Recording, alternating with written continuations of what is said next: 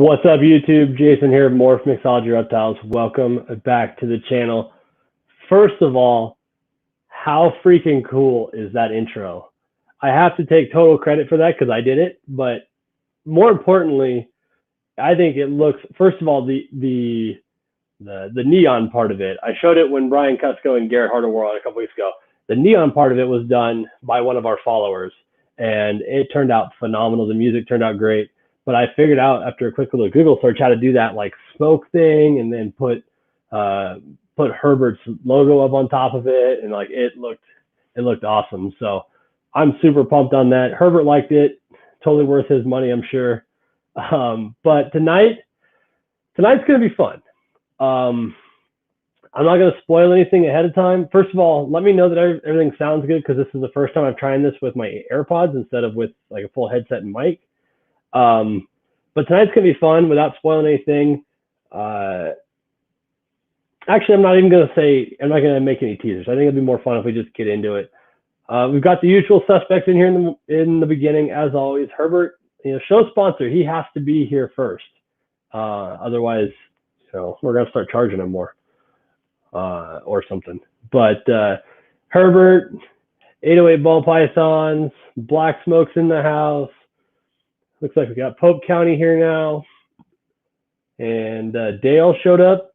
Dale, keep an eye on your DMs there, sir, because you're next up in here.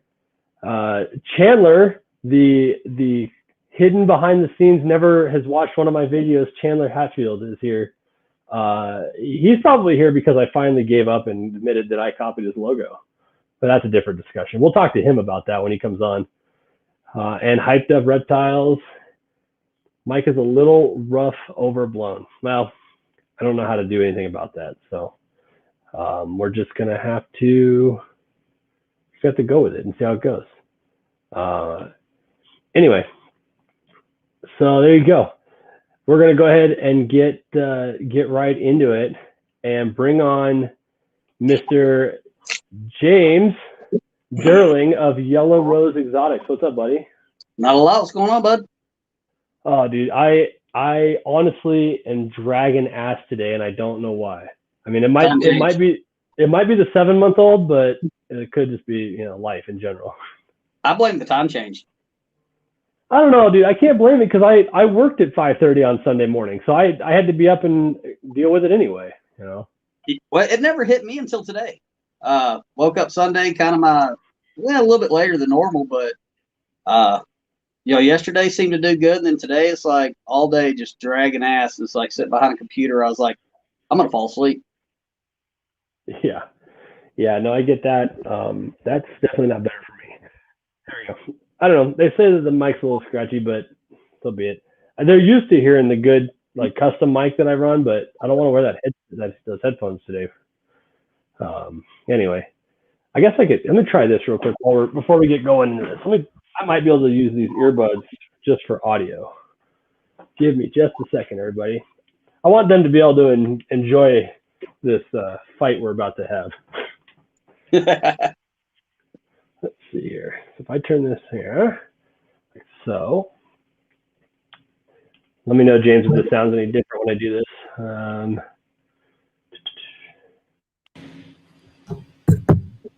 How's that? Much better. Oh, okay. Well, let's do that then. I can still hear you. Perfect. Cool. We'll do a little hybrid setup here. All right. Yeah. So, I guess before we get into it, for anybody as they start rolling in here, since we just went live, if there's anybody that doesn't know you or where you're from or your brand or any of that, why don't you give them a little rundown? James Durling. I own Yellow Rose Exotics in Amarillo, Texas, which is up in the Panhandle. Typical ball python breeder, I guess. Just literally like 20 minutes or 10 minutes before I got on the backstage with you, I'd gotten back from taking my newly 18-year-old daughter to get her first set of tattoos. Oh, boy. Yeah, I figured, I can't say anything because, as you can tell, I'm fully sleeved and, got them pretty much everywhere. So it's like, if she wants to get them, it's, I got no regrets, so I'm gonna let her do her thing. So what'd you end up getting? She actually got my birth year on one arm behind her elbow, and then her mother's birth year on the other, and then she got my mom got her name in one of the Oriental languages. Okay. I don't even know which one, but I had my mom's name done behind her ear. Oh wow. And so she sat there, took it all like a champ. But when he was doing my birth year, she's like, okay, that one kind of hurts. And like, I'm sitting here thinking, screw that. I'm not getting anything done behind my ear. No, And she just sat there like, and she made a face for me just so I could take a picture of her making a face, because she sat there stone cold like a champ. Wow. And at least they have some kind of meaning too. They're not just a random butterfly on her kneecap or something stupid. Yeah, and she wanted to do the my mom's name behind her ear, because my mom passed away coming up 6 years ago. Okay. And her and my mom were the best friends in the whole wide world. I mean, they were everything to each other. And so she wanted something to kind of commemorate my mom. That's cool. This show all black and gray or all black? Yeah, she just did black. They're not big. They're all small. I think for all three of them, like a grand total of like 7 minutes. I mean, it took longer to do the placement on them, because she just put the birth year. She did a font, and then she did it was like 3 Chinese symbols behind her ear, and like literally 7 minutes, and we were done. It took longer to place them than it did to tattoo them. Huh. So, yeah, but the tattoo artist is a good friend of mine. I've been mentoring him for the last couple of years, and so she loves all the work that I've been getting done. So she like, I want to go to your guy, and she goes up there with me when I get inked, because I go up there quite frequently. I get a and that's something I got to get fit. I don't have a local guy here. Other than the core that was done when I was in the military down in Mississippi, this whole half sleeve piece and that was done in Sacramento, and then Brian McCourt, Sailor Serpents in Columbus, Ohio, or Zanesville, Ohio, did this piece for me. I don't have a local guy, but I really need to get this traditional sleeve finished, like start on the black and gray one. Yeah, well, my left arm it's color from my wrist all the way up into my armpit. Which, don't get your armpit tattooed. That shit hurts. Like legitimately into your armpit? Yeah. So I've got the Finding Nemo theme right here. Okay. Yeah. So the squirt is actually for my daughter, because that's her nickname. Yeah. And that was her favorite cartoon character growing up. So when I did the sleeve, I did the Phoenix and the Flames all the way around, and then I did the water theme with Nemo up there. And when we placed the shark, Bruce, it took a couple of placements to get everything right. And I'm just sitting there, I'm laying back, I'm just chilling. And all of a sudden, literally all the air sucked out of my lungs. Yep. And I was like, are you in my armpit? And he's like, kinda, yeah. And I was like, what are you doing in my armpit? And he's like, well, we had to move it. And he's like, you approved it. And I was like, I wasn't paying attention close enough, because if I'd have seen that in my armpit, I would not have done it. And it's funny because this verse comes almost into it. It's close. And this is all fine line script, all words, whatever. Surprisingly not, and this was the last piece he did after doing all the color and everything. This didn't bother me at all for whatever reason. Yeah, and right now we're working on because I've got the full color sleeve. Now we're working on my black and gray sleeve on the other side. I'm doing the same thing. I'm doing a color side and a black and gray side. This is going to be all kind of pseudo-American traditional, and like important facets of my life, music, aviation, that kind of thing. And then the other one, because there is already an eagle there, I'm going to have it reworked. And then this is all going to be photorealistic animal busts in black and gray. Nice. Yeah. This is my fun bright arm. This is going to be my dark Reaper skulls, the hourglass with the time, with the clock in it, and all that good stuff. So got my fun side, my dark side, I guess. Yeah, and I'm working with Tyler Nolan. At some point, we're going to get him back on here because he had to postpone a couple weeks back. I talked to him the other day, but I've already decided, because Tyler's got such a unique individual style of his own, his color theory in that. So I'm going to give him my entire right leg, my lower right leg, like calf, and he wants to go around the shin or whatever. and just do a full standalone Nolan piece, probably with a snake in it somewhere and that kind of thing, because it's so unique. I don't want to try to mix it with anything, you know. Right, and like with mine, you know, with each part of the sleeve on my left arm, the Phoenix with the heart was the focal point. And I told my artist, you have full discretion to do whatever you want to do. And Nice. I was like, because I trust him that much, his work is that good. Yeah. And then the same thing with the upper part of the arm, the squirt from Nemo had to be the focal point. And then he could do whatever he wanted. So basically, I've got the top part is the Finding Nemo sleeve without Nemo. Oh, okay. Yeah. There's no Nemo, no Dory. It's literally everybody else but them. Do you have the seagulls? I don't have the seagulls. We've thought about adding them in because it goes all the way back behind my shoulder because I've got Peach, the starfish, back here. Okay. And so we've thought about putting the seagulls further back and kind of up on my shoulder, you know, up on the lower neck area right here. Yeah. But before I do that, I want to go ahead and get my right sleeve done because you know, at my age, there's no telling, you know, how much longer, you know, I've got to get ink because, you know, I'll tell you, the older you get, the more it hurts. Oh, I can see that. Yeah. You know, because I started getting tattoos when I was 18, and I could fall asleep through them. And I had 20 something, just kind of sporadic here and there. You know, when I was growing up, my stepdad was a member of the Banditos. Okay. And so I grew up around tattoos, motorcycle gangs, and everything else, you know, for the first part of my life. And so, you know, I thought the old school biker tattoos were the shit. Yeah. And then, you know, after, you know, and that's back the old Indian ink days where, you know, the black turned green in like 6 months. Yep. And, you know, after a time, I realized, yeah, that's really not what I like. And so I've actually had a couple of tattoos removed. My twin brother owned for a couple of years, owned a tattoo laser removal business. Oh, wow. Had a few removed. I will tell you, getting them removed hurts a whole hell of a lot more than getting them. I was going to ask you that. I was curious if that was the case. Yeah. It is. It's. Imagine having to go in for 5 different sessions, and you have to go like 3 months apart because your body has to break the ink up, and it basically you pee it out through your endocrine system. It absorbs into your body. It doesn't just go away. So when you're getting it, you know, it looks like, oh crap, that's gone away. Well, then 5 minutes later, because basically what it does is it freeze burns your skin. All of a sudden, you know, it's all that black is just black again. It's like a really nasty sunburn. Oh, weird. But getting them removed, imagine standing in front of a hot pan of grease and dumping a ton of ice in there and all of that grease hitting you. Ew.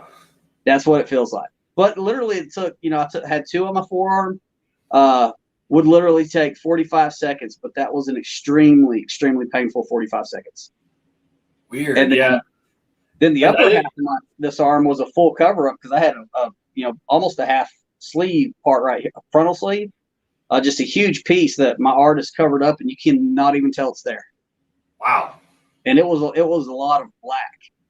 It was a big skull that, you know, I had done at one of the ink Life Tour conventions here in town, and you know, Richard Clay Dunn, one of the guys that actually won the show, did it.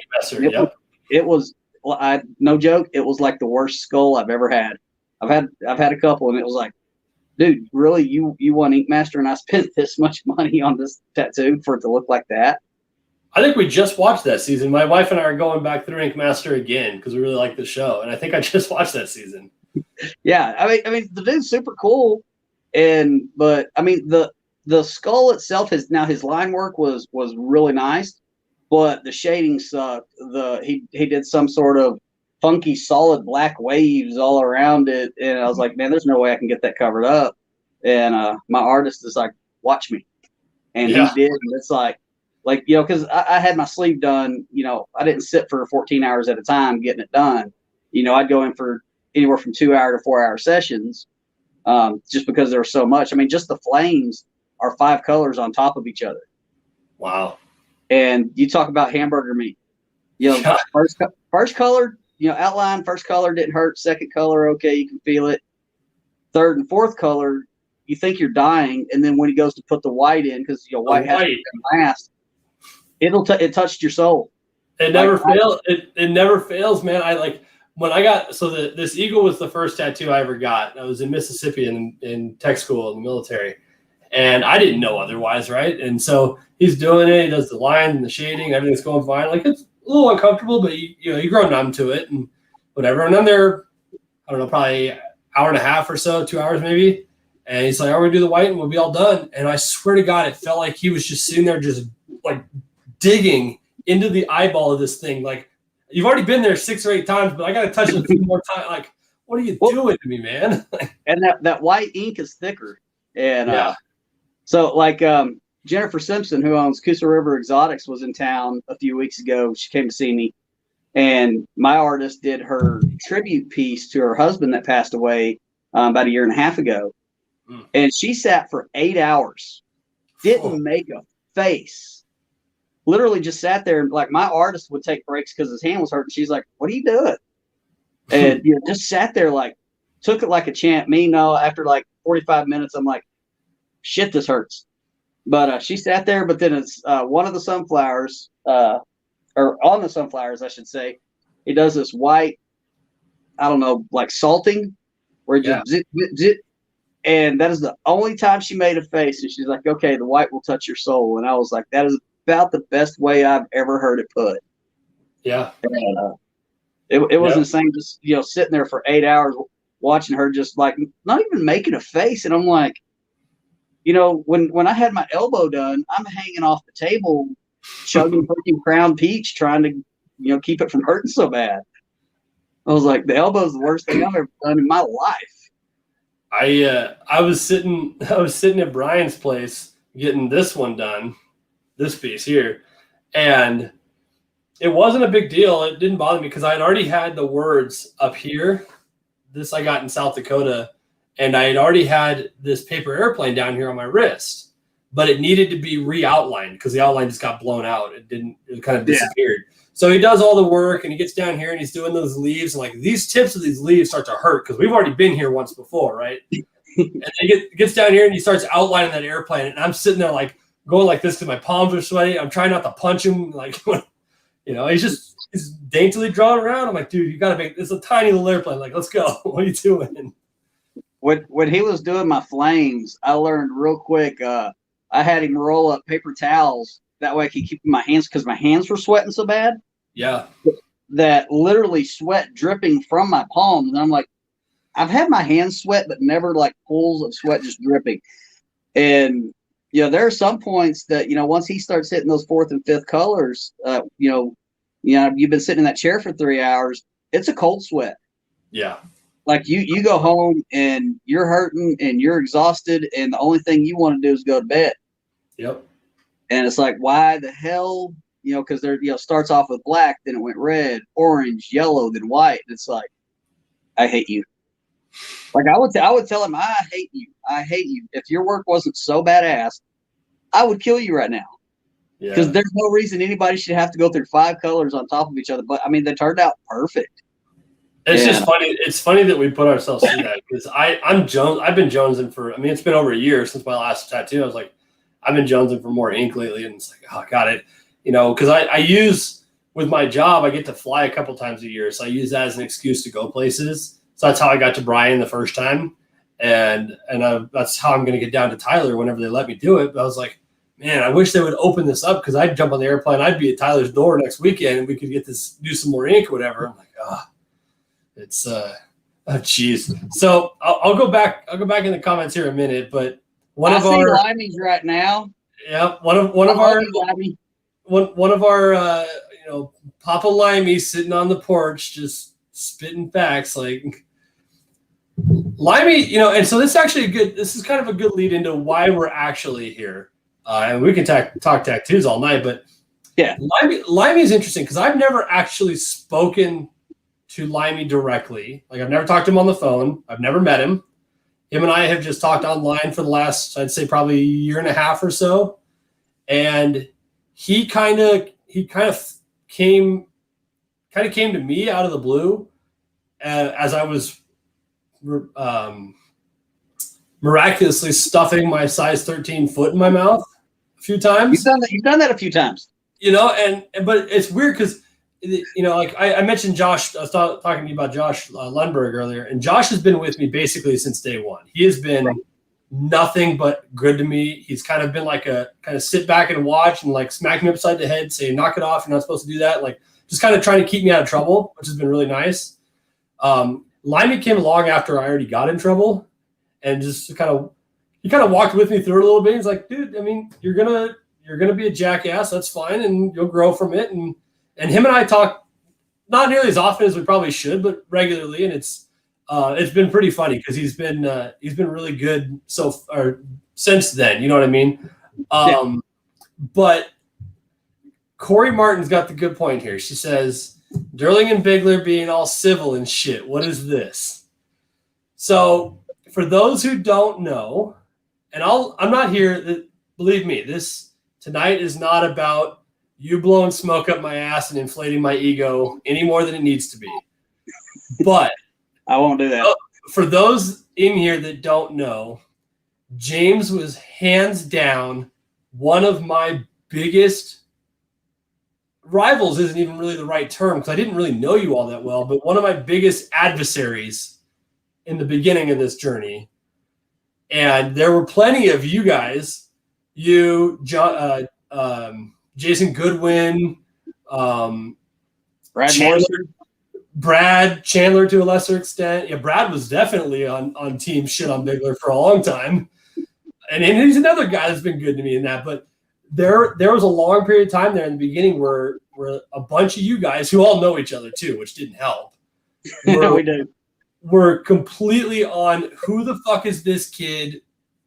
Come in here, swing his dick around or whatever, like, and so on and so forth. So give me, because honestly, this is the most you and I have talked, except casually online over the last couple of weeks since a different issue happened with somebody else. Yeah. But apparently, I'm not going to get into it because I don't need the drama. But I got a message out and you know who I'm talking about, and that's all that matters. Yep. I got a message from him completely out of the blue on like Saturday, something like that, on Instagram, saying that he wants me to he never wants to hear his name or his business name, which is a trademark corporation, yada yada bullshit, come out of my mouth again because I mentioned it once in passing, completely indirectly and with no ill intent on Cusco's podcast 2 weeks ago. And and in regards to that, he can say he doesn't want your name coming out of his mouth or whatever. I got no problem saying his name. That's up to you. Well, and that's fine. I don't know the guy personally. I've met him in Arlington. His he doesn't have the greatest reputation in the world. He's got a hell of a following on Instagram. The dude has amazing animals.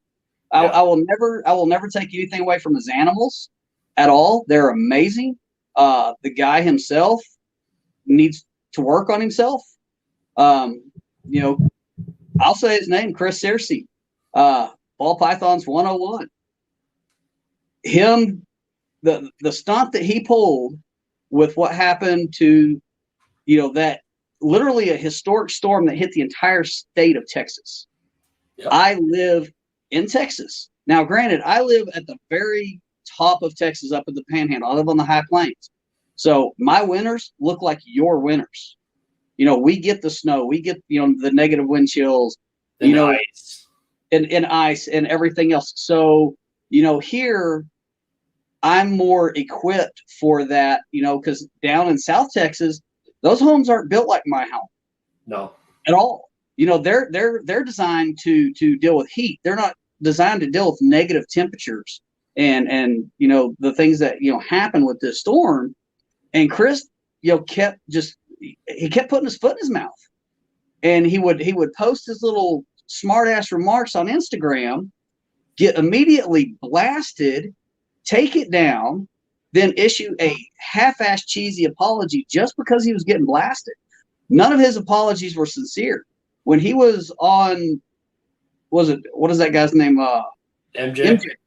When he did that trap talk with MJ, dude has zero freaking emotion. Dude did not care. He was just trying to keep from losing. all these followers because he lost like 8,000 followers on Instagram in a matter of 2 days. Yeah. He's trying to make himself look good. And, Cusco was right. The dude is a dickhead. And, yeah. And, for somebody like Brian to get,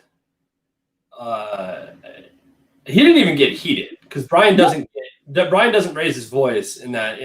I've done enough to push Brian's buttons and piss him off in a friendly manner, but you could tell Brian was pissed, and to get Brian to that stage, you've severely fucked up. Yeah.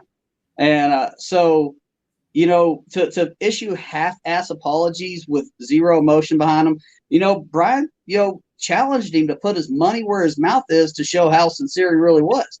You see the animals Cersei produces; they're amazing animals. They're the dude makes a great living doing what he's doing. Yep. Cusco challenged him $10,000. He put up $1,000. I'm small time. I mean, I couldn't do that, but Cusco challenged him, and he put up $1,000 and a snake on the auction, and was just like, whatever. Yeah. I will formally invite Chris Searcy to Arlington so he can sit down and have a little round table, just discuss with us why he thought that was okay for every one of us Texas breeders. I think I was the only one that did not get severely impacted, but where I live, granted the temperatures really sucked. We don't get those that often, but we do get them. And but it's not like the Chris McDougall's that lost his entire rodent collection because it froze out. Because the generators, gas ran out. Nobody had gas. It didn't matter if you had a generator; it lasted you 2 days because every gas station was out of gas. Yeah, and I've been talking to Chase Baker pretty regularly the last few weeks. Chase has become a good friend of mine, and Chase lost like 30 or 40 animals in his process, and a huge part of his colubrid collection and whatnot because of their proximity to the front door, while he was bringing in and harboring other people's animals that didn't have anywhere to put them and putting them towards the back of the room where they could stay as warm as possible.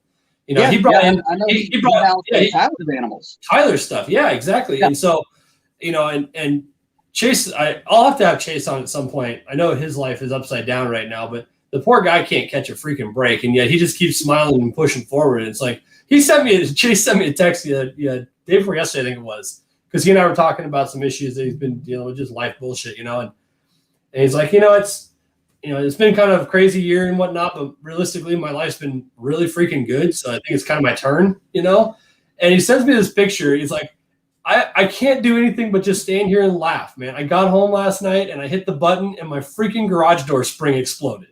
Oh, shit. It's like, and that's just the kind of guy he is. But same thing, man. It's still that's his livelihood, and he's got dozens of animals that don't make it because of that. And I mean, it can be said. I'll say it here on the record just to make sure, so I can send this clip to him so that he doesn't throw a shit fit. Because I'm sure I'll get a message sometime by tomorrow. I have not formally said that guy's name because he asked me not to. You knew who I was talking about, and we can discuss it. But I just thought that whole interaction was so, aside from the first controversy, that whole interaction with me was so childish and immature. You know what I mean? It's like, and my question was, if you're trying to remedy something, like perfect example, and you'll know what I'm talking about because you were there when I did it. When I was first getting started, I got a snake from, I think his name is Rodney Miller. He's a super old time dude, been around forever, right? And is that the one where you did the live unboxing? Yes. Right, yeah. I did the unboxing, and it showed up in a plain brown bag box with no heat tape, sitting on some shredded paper, and that was it, right? And I went loud and proud with my 400 freaking followers or whatever it was, saying this is completely wrong, it's illegal, this is not how you do it, this is bullshit service, so on and so forth, and got absolutely eviscerated for it. You did. I was in on that. I know you were. And so I got absolutely shredded because of that. But I didn't go then and say, oh, well, I didn't message you and say, hey, man, I just appreciate if you just quit saying my name, And like, yeah. in that situation, I had to remedy the situation. I had put my foot squarely in my mouth, and I was at the point where, you know, he's in a position where, let's be frank, he can lose a lot of following and still be just fine. Oh yeah. I was not in that position. I was facing completely being done before I ever got started. You were 3 months in. Yeah, and so I had to remedy the situation, and the way you do that is not say, "Hey, don't ever say my name or my business name again." Like, if you're trying to fix the problem, you don't want people to just completely stop talking about you. Like, you need to do something right, get the problem fixed, and then your name will regenerate. Obviously, I've recovered from it just fine. You know what I mean? And that's one thing, though. You know, one bad transaction, you know, can and I've seen it happen, has cost a lot of people everything.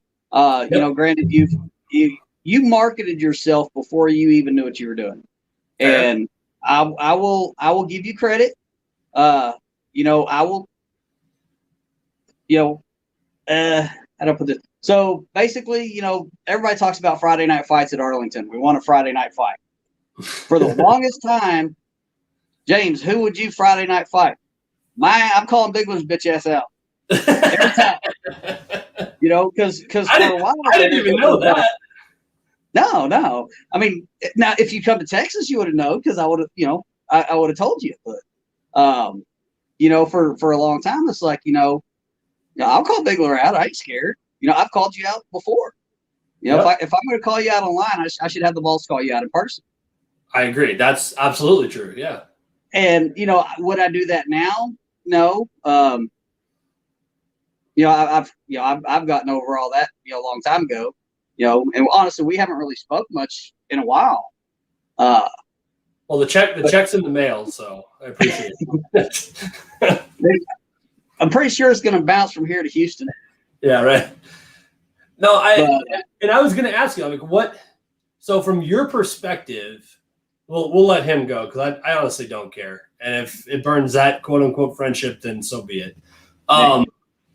But from your perspective, when you saw me arrive on the scene, so to speak, to, for lack of better terms, 3 weeks ago when I started talking to you again, like, what changed? What was it that set you off in the beginning, and how are we now sitting here talking tattoos? Okay. So, you know, when you first started out, you know, you were in all the same groups that everybody else was in. Back then there was hundreds of them. And I got kicked out of most of them. Yeah. I've been kicked out of several myself. Yep. You know, and you weren't really posting animals. I mean, you post these little hatchlings or whatever, but you were posting your homemade rack builds, and you were posting them under your Morph Mixology. You know, you're sharing them from your page, but, you know, be the Morph Mixology. Yep. Okay, well, you know, this guy just kind of sprung up out of nowhere, no big deal. And so I started following you on Facebook and on Instagram. And, you know, I mean, it was like, you know, the transition was just like this fast. You know, like all of a sudden, you know, for a few weeks you're posting all these rack builds that you're doing, and you had was it an Instagram live? No, you had posted on Instagram. You were at the ReptiCon in Denver. In Denver, yep. And that's when I hit 1,000 followers. I remember doing it.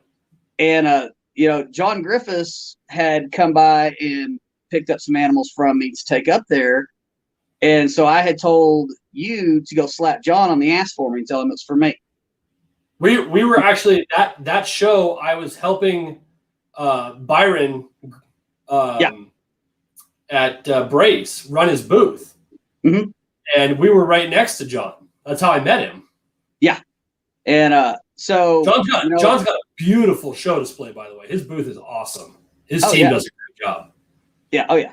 So I've been to his facility several times. He's actually about in Lubbock, right? An hour and 45 minutes south of me. Yeah, Lubbock area, right? Yeah. He's in Wolford. Okay. Wolford. Yeah, Lubbock. Basically Lubbock. I think he's on the door. So then you were doing a Instagram live, and so I chimed in on it, and so, you know, you were new and you'd only posted a couple animals, and I think you'd picked up those what was it, the het dreamsicles or something from, or the mahoganies from Kabilka? No, I picked up a pastel double het dreamsicle male from Justin. That was actually the second snake I'd ever bought. Okay.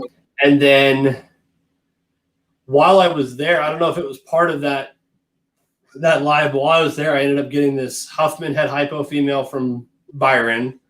And I had recently, what number is she? I can't read. My eyes are terrible. I had recently picked up in one of those waffle groups that you're not allowed to have. I had won the pair of mahogany het pied 1.1 from Isaac Martinez. So that was all right around that same time. Yeah. And so when you and your wife had done, and it may have been, I don't know if it was your first one, but y'all were doing a Instagram live. And so I was just curious because I hadn't really seen animals from you. Yep. I had seen the racks and everything. And so, I asked, I was like, so, what are you working on this year? What are your goals? What are your, most anticipated pairings or whatever? And then all of a sudden it's, oh, well, we just got into this 3 months ago. I was scared of snakes and then held a banana at the show and then fell in love. And at this point you already had your shirts and stickers and stuff going and trying to get your store or your merchandise store going. And I'm like, so you're not doing any pairings? And you're like, no, that'll be, hopefully next year.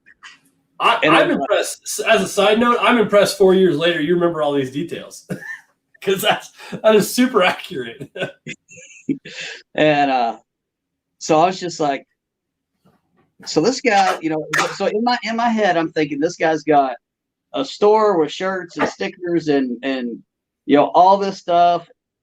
Yet he doesn't know fuck all about anything yet. You're still trying to learn genetics. At that point, I don't even think you knew how to properly sex the animals. But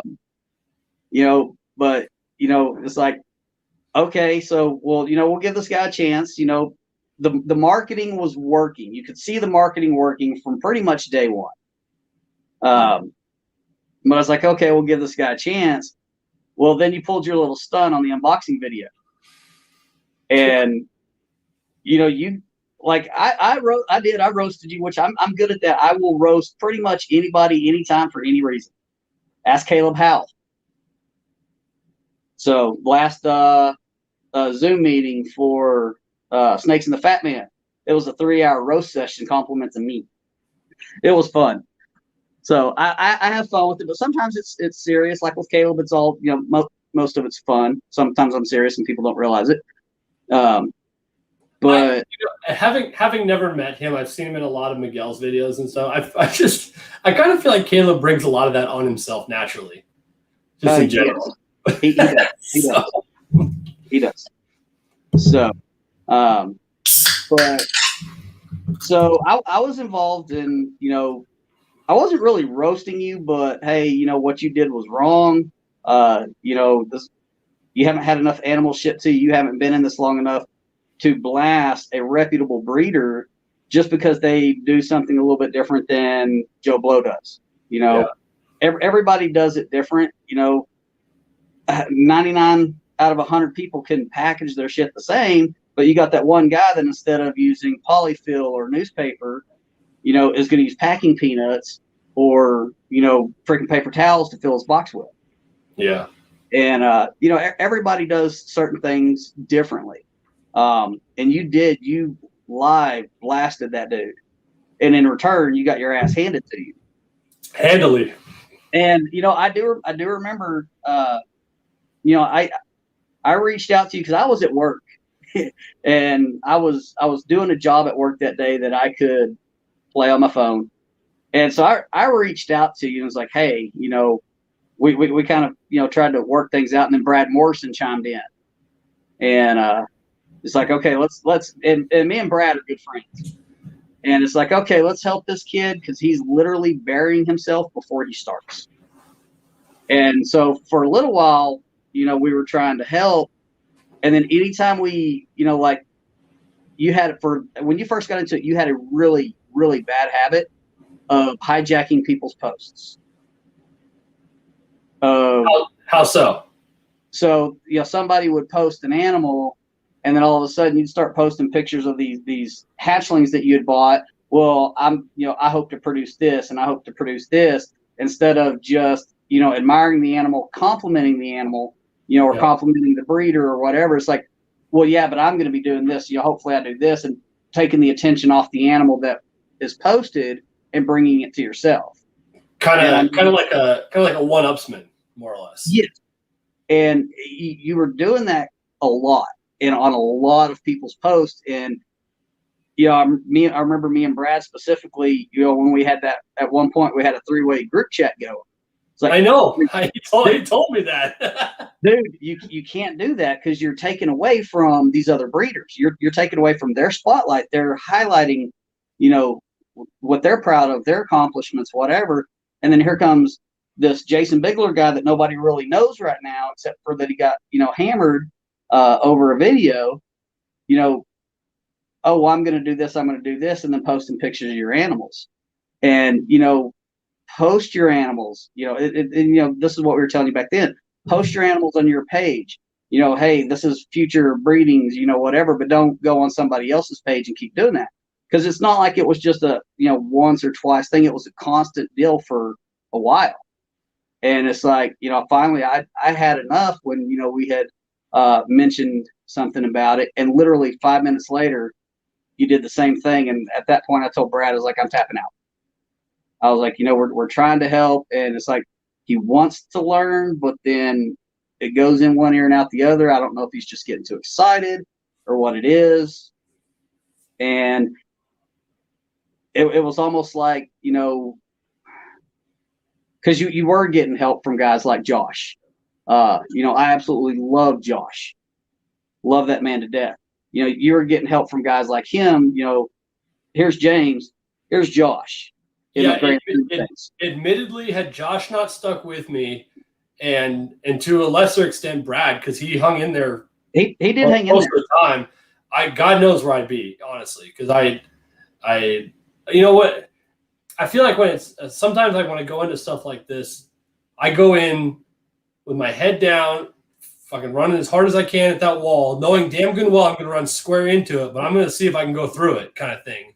That's just kind of always been my mentality, and that's kind of the wrong way to go about it. Like, sometimes you should see if there's a door you can open first. You know what I mean? It's like, and so had it not been for guys like Josh, who, like I said in the beginning, he absolutely kept me as much out of trouble as he possibly could. And Brad did as well, Yeah. And, I finally tapped out, because it was more along the lines of, and me and Brad had discussed this multiple times. He wants to learn, but it's almost like, okay, if your name isn't, Josh Lundberg or Justin Kabilka or any of these big names, it goes in one ear and out the other, because literally, hey, do not do such and such. And 5 minutes later, bam, there it is. And it shows you posted it 30 seconds ago. It's like, fuck me. Why am I even bothered? Why take the time out of my day to try to help somebody when they're basically spitting in my face by literally just being like, oh, fuck you, I'll listen to somebody else. And that's what it felt like for a long time. And so it was like, what's the point? And it put a really bad taste in my mouth that, I was legitimately taking time to help you because, I had the experience, but then my help wasn't good enough is what it felt like for a long time. And so, with that bad taste in my mouth, I'm not going to say I ever hated you, but I was just like, it was one of those, I really don't have use for Bigler, just because, I did try to help the guy legitimately, and, it didn't benefit anybody because, at that point you were still, it was almost like you were enjoying the fact that you had a guy like Josh in your corner. And then you got little guys like me and Brad that, it's like what we said didn't matter, but Josh could tell you the exact same thing and you would listen to it. Yeah, fair. And so it's not, people always thought that, that I absolutely hated you because, like I said, Friday night fights at Arlington, I'm calling out Bigler. Well, and it is just, it's one of those things that, I'm man enough to admit that, I can, I can get over petty differences. And that's basically all it boils down to is petty differences. yeah. Just like when I called you out on that scale list, was it a year or so ago, last year? When I publicly called you out on it was the way you worded it on, was it Instagram? Yeah. Probably. And granted, my bad, and I've apologized since then for not coming to you saying, hey, but your screen ad or whatever, huge price drop or whatever, price reduced, and Gotcha. For the it's like sale or whatever. Yep. All these guys sitting here busting their ass trying to prove this scaleless project and do all this with the scaleless, and I've always thought, good on you for producing that, because you got that, your second season? Yeah. Yeah. And I always thought good on you for that, but then when I saw that, it's like, you've got guys like Daniel and Zach and a few other people that have been busting their asses on this project, and then all of a sudden, literally, you have a picture of a scaleless ball python, price reduction, and it's like, he's trying to crash the market on that project already. And so, granted, I didn't reach out to you first, and understand, I didn't know that you had overpriced the end. Yeah. And so that was, and I'm man enough to admit it, and I admitted it to you. That's on me. That's why I took the post out. I got roasted for that. Some people took my side, but then some people were like, dude, that was fucked up. And I'm like, it was fucked up, but I don't care. It's big. It's funny. It's like, but then when I talked to you about it, when you discussed it, okay, I legitimately felt bad about it, because it's like, okay, I pride myself on knowing the details before I just jump into something. And I was like, I don't know if I was in a mood or what, but it was like, oh, Bigler, let's do this. And that's my bad. Some people just get you fired up. I have that. I don't need to call them out, but there's other people that it's so funny. I was talking to one of my coworkers the other day about this, and I'll tell you later who I'm thinking of, but we got talking about something. I'm like, I just got going on this rant with my coworker. I'm like, God, I fucking hate that guy. Like, I don't know why, but I just hate that dude. Like, there's something about him that just angers me all the time. Every time I see his face, like, and I think, correct me if I'm wrong here, because there was basically, I guess, 3 camps. There are some supporters, obviously, but there was basically 2 camps when it came to me in the first 18 to 24 months. Mm-hmm. It was, God, I fucking hate that guy. I can't stand to see his face. Or, man, I cannot wait to see him crash and burn. It's going to be amazing to watch. Well, and I feel like you might have been in camp 2. Like, there wasn't a direct hatred, but you're like, if he's going to be a dick about this, I'm going to watch him burn himself to the ground. It's going to be great. Okay, here's the deal. I have seen so many people, a lot of fly-by-night breeders, get into it hard and heavy really fast and realize this is a lot of work. It is a ton of work to do what we do. No doubt. And so I've seen a lot of guys get into this. They buy a shit ton of animals and then realize, holy crap, it's a lot of work, because, like I have a full-time job, but I still have a full-time job with my animals. And, people get overwhelmed too easily, and they might get a season in, and, if they have 4 or 5 clutches, they're super stoked, but then they got to try to feed these babies. They got to try to sell these babies. They got to try to house these babies. And, they're having to invest more and more, and they get burnt out really fast. And so you were going so hard and so heavy from day one. I mean, you didn't know jack about Jack, and you already had your store going. You had everything going, your stolen logo. Love you, Chandler. So, you already had everything. I was in on the roasting of you stealing Chandler's logo. Speaking of which, because Chandler thought it was pretty funny when I sent it to him too. And for everybody that's worried, Chandler and I are fine. We remedied that problem. He just didn't admit that his was a basic Google image too, and I happen to use the same one. But this cracked me up when I saw this the other day. I can't remember who sent this to me, but it is absolutely there. You go. It's absolutely the same snake. It is.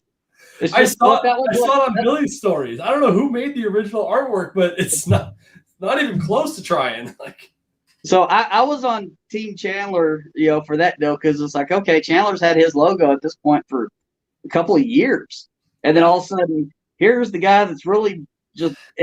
I never really hated you, but by God, you worked every nerve I had every time I saw the name. And I'm like, fuck, is this guy? When is he going to crash and burn? Because you were going so hard and so heavy. And then, you started your YouTube, and you started off, and not that I'm going to call you out, but I'm going to kind of call you out here in a minute. You started your YouTube on your DIY racks. And, I watched, I'm not a YouTube person. I don't watch YouTube. Very seldom. Once in a blue moon, but, I've watched a handful of your videos, and he was like, okay, this guy knows how to build a nice solid rack. The content when you were first beginning, the content would put you to sleep. I'm sure it still does. Well, I mean, you can admit it. You haven't watched a video in years. I know, it's fine. Yeah, but nobody. It's like, okay, this guy's, all of a sudden I see, okay, he's getting more followers on Instagram. He's getting more followers on YouTube. And it's like, this guy's doing so much between constantly having that, social media presence, and then trying to do a YouTube channel and, work a full-time job and balance a marriage and everything else. I was like, this guy's going to burn himself out in a year and a half, 2 years tops. And, you started doing really well. It's like, okay, so maybe this guy's got what it takes. I will. Or just too stubborn to fail. As much as this chaps my ass to say, and it chaps. Hey, let me press record. Hang on a second. You have one of the best marketing techniques I've seen in a long time, because you literally went from a guy that literally picked up a banana ball python at a show, fell in love, to immediately having a business name, business cards, a store, all this stuff, and just it snowballed for you. And I will give you the credit that is due, because I know how much work this is. And to do all of that, plus try to have that constant social media presence, that YouTube, I don't, what are y'all called, influencers, something? I don't know. I don't watch YouTube. So I'm a nuisance at best. You've been working your ass off, so I will give you credit. Now, at the same time, I noticed them Freedom Breeder racks in the background. So, and this is a question from me to you, just out of curiosity. Do you, and I understand everybody evolves and, wants to better their collection, their room. I mean, everything about their business they want to better. But do you feel in a way that you've kind of sold out to your original following doing the DIY stuff now that you have the Freedom Breeders? Absolutely, 100%. And I've mentioned it in multiple videos and on the lives. I knew damn good and well that's what was going to happen. But here's the interesting thing, and this is part of my ignorance to how YouTube actually works, because despite, and I just looked at it before I came on, we're within spitting distance of 15,000 subscribers, and we're no Miguel or Billy or whoever. And I have no desire on, and I doubt seriously I'll ever get there. I don't have the content that warrants that kind of following. I don't have the $300,000 or $400,000 or $1 million collections or cars or toys, and that's totally fine. That's their game, and I respect the hell out of them for their success. But I've noticed that despite the following that you see on the surface, especially on YouTube, my videos have never been huge. I get 1,000, 1,500, maybe 2,000 on a really good day views in the first 3 or 4 days. And they usually peter out for the rest of the week, right? Mhm. And like 80+% of my views come from non-subscribers, oddly enough, according to the analytics, which means most of the people that have clicked on my video and have watched the video and then subscribed have never come back. Gotcha. And so when I weighed all that, first of all, I accepted a long time ago that YouTube was never going to be a huge money maker. It's not going to be a substantial part of my business. But it is. But I mean, I couldn't take you out to dinner for what YouTube makes me. Let's be honest, But dollar menu, baby, dollar menu. That's right. The way I look at it, and this, going back to what you're talking about with how I kind of blew up in like Instagram and that kind of thing, was it's kind of a catch-22 because Josh obviously told me that if with some of the stuff I was starting to acquire in animals and that I'm on the track to potentially produce some fairly decent animals. I'm not going to be making fucking bumblebees and GHIs and lessers in my first couple of years, right? Like I have a chance to hit scaleless and dreamsicles and clowns and that kind of thing. And if somebody shows up out of the blue, completely unknown, with $1,000, $3,000, $4,000 animals, the likelihood of being able to move them or sell them or market them is going to be a lot more difficult, because if somebody has the ability to buy a clown from you or the same exact clown combo from me and they have no clue who I am and I've never been seen anywhere, it has no weight. You know what I mean? So it's kind of like a catch-22. It's like I have to be somebody to make this work, but I came on and went fucking ballistic instead of gradual, And so that's part of what happened. But when it comes to YouTube, this was a personal goal of mine more than anything. I knew, especially since I never made any videos on building this room as far as the DIY aspect is concerned, because I moved in the middle of summer and my snakes had already been in a trailer for 36 days at 95 degrees. And I had a 7-month pregnant wife and the whole 9 yards. I was like, I have to put these walls up and get this done because I've got shit to do. I've got priorities coming up that need to be dealt with, So I didn't have the opportunity, and I'm a one-man band. So I didn't have my brain, like I've said before, my brain doesn't work like Brian Cusco, where I can live through the camera, know how to set up shots and do this and make it all pretty and make a production out of it and still get the work done. Like I just get to work and forget to film, And so the Freedom Breeder racks in particular were a personal goal of mine because of my unofficially not legally diagnosed OCD. I'm a perfectionist in general. And so I like things to be very specific. And I was starting to get to the point where I was fighting feeding issues that I attribute to clear tubs, just in my personal experience. And the variety, I had like 9 different kinds of tubs in this room at one time, which trying to get parameters equal and get things balanced and get, all that shit was a real pain in the ass. And, I look back here, this to me is gorgeous. I love this because it's so perfect. All of the labels are perfectly straight and center. I literally lined up tape so I could make all the labels aligned and everything. Like that's just how my brain works, right? And so, a lot of people's like, why don't you go ARS and save, a third of the money or whatever? And I was like, well, I could, but Jesse has been really good to me from the beginning. I like the product. I like the kind of raw stainless look and feel in that. And to be honest with you, Brian Cusco put his neck out on the line for me when I went to his place and spent the night in that. And then we drove up to Freedom Breeder. It was the first time I'd ever met Jesse. I was like you're talking about, I had been in the game, whatever, 12 to 18 months or whatever it was. I didn't have a huge following. I had just come from Jay at Prehistoric's place. Like Jesse had no clue who I was and was not wild about me coming up. And, but Jesse was good to me. And Brian has been a great friend from the beginning. So I felt it would be disrespectful and quite honestly a stab in the back to both of them if I go commercial grade and buy anything other than Freedom Breeder. Right. So I knew that going this route would probably lose some of my original core base of DIYers, but I still do some DIY stuff. I did the video on my new incubator. I'm gonna do more on the room.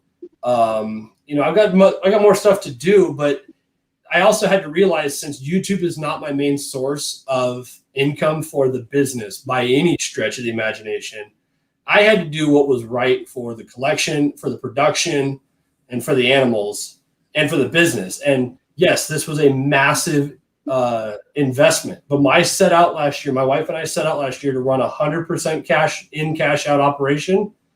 And as we got money in and I could afford it, I bought my racks. And that was my number one goal. I was like, I don't care if I do anything else this year except run this collection and replace all the racks. And I did, long way to get to your answer. But yeah, I knew going into it, it was going against what my channel was founded on. Absolutely. And as soon as I saw your post about, finally got your Freedom Breeders in after what you ordered them, like October or something? 5 months. Yeah. And I'm just sitting here, that son of a bitch. He literally just sold himself out. And which, like I said, I understand wanting to upgrade everything and make everything the best you can for, your animals and your business. So I've never faulted anybody ever for, trying to better their business or their collection. But I just thought that was really ironic that, Mr. quote unquote DIY, is now running Freedom Breeders. And Chandler, yours may be crooked on his wall, but you're on my coffee pot. Oh, I'm literally looking back here trying to find it. I'm like, I don't even know if he can legitimately see his sticker on my wall. I don't know. I don't think he can. Chandler, if you can actually see your sticker, tell me one of the stickers around it. I'm curious if you can actually see it. So I don't know.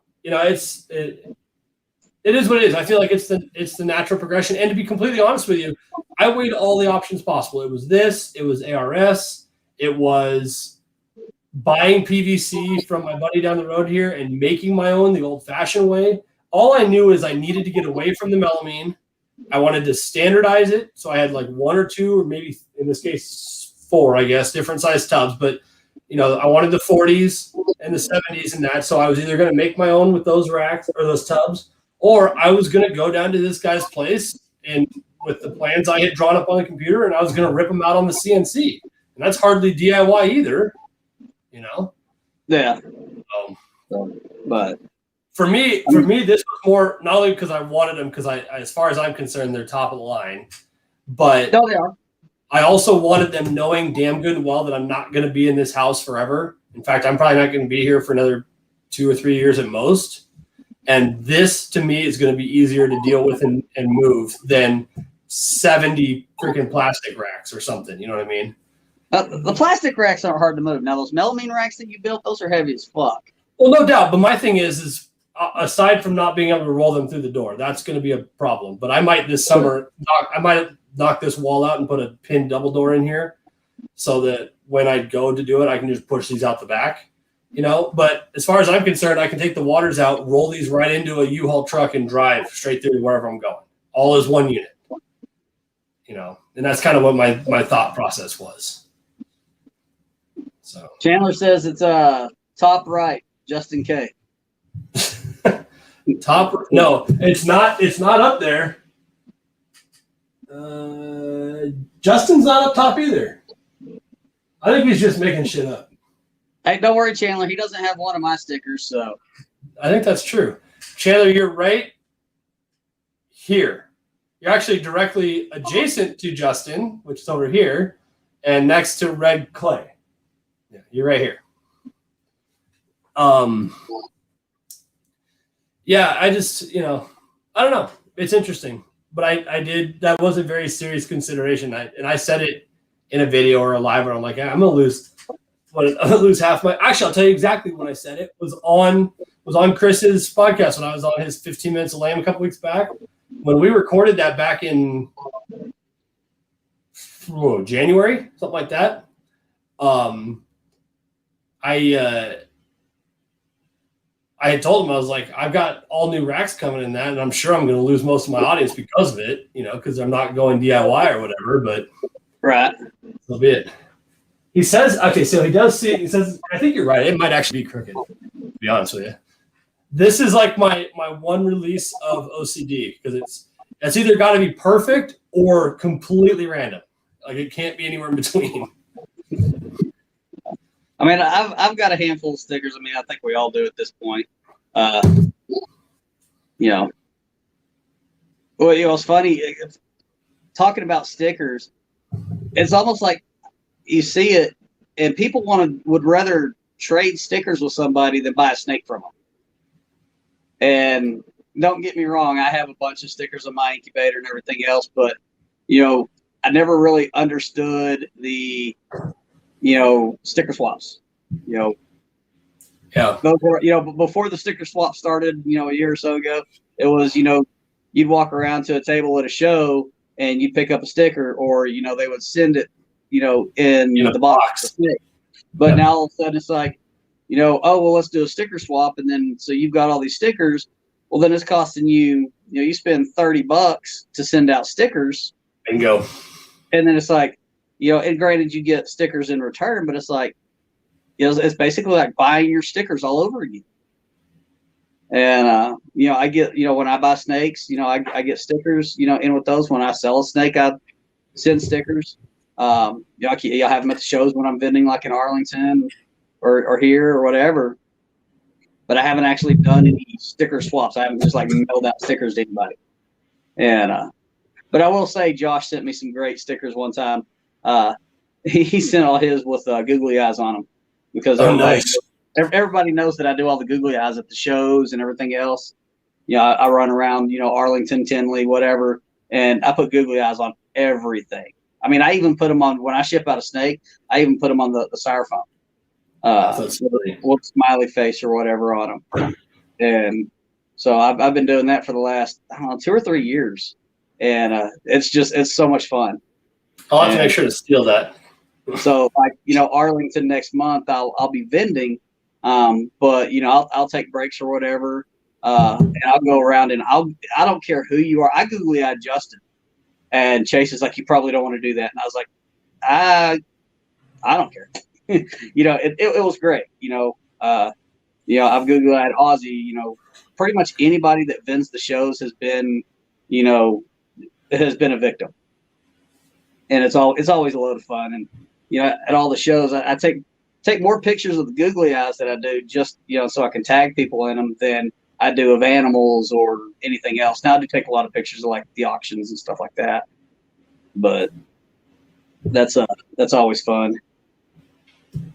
So Beast Morph said that I would still do sea serpents for hatchling racks and have a couple PVC hatchling racks that I built. That seems to be cheaper in PVC and more space to rack. Yeah, I don't know how much this is going to work, but it's not sea serpents, but my hatchling rack is plastic.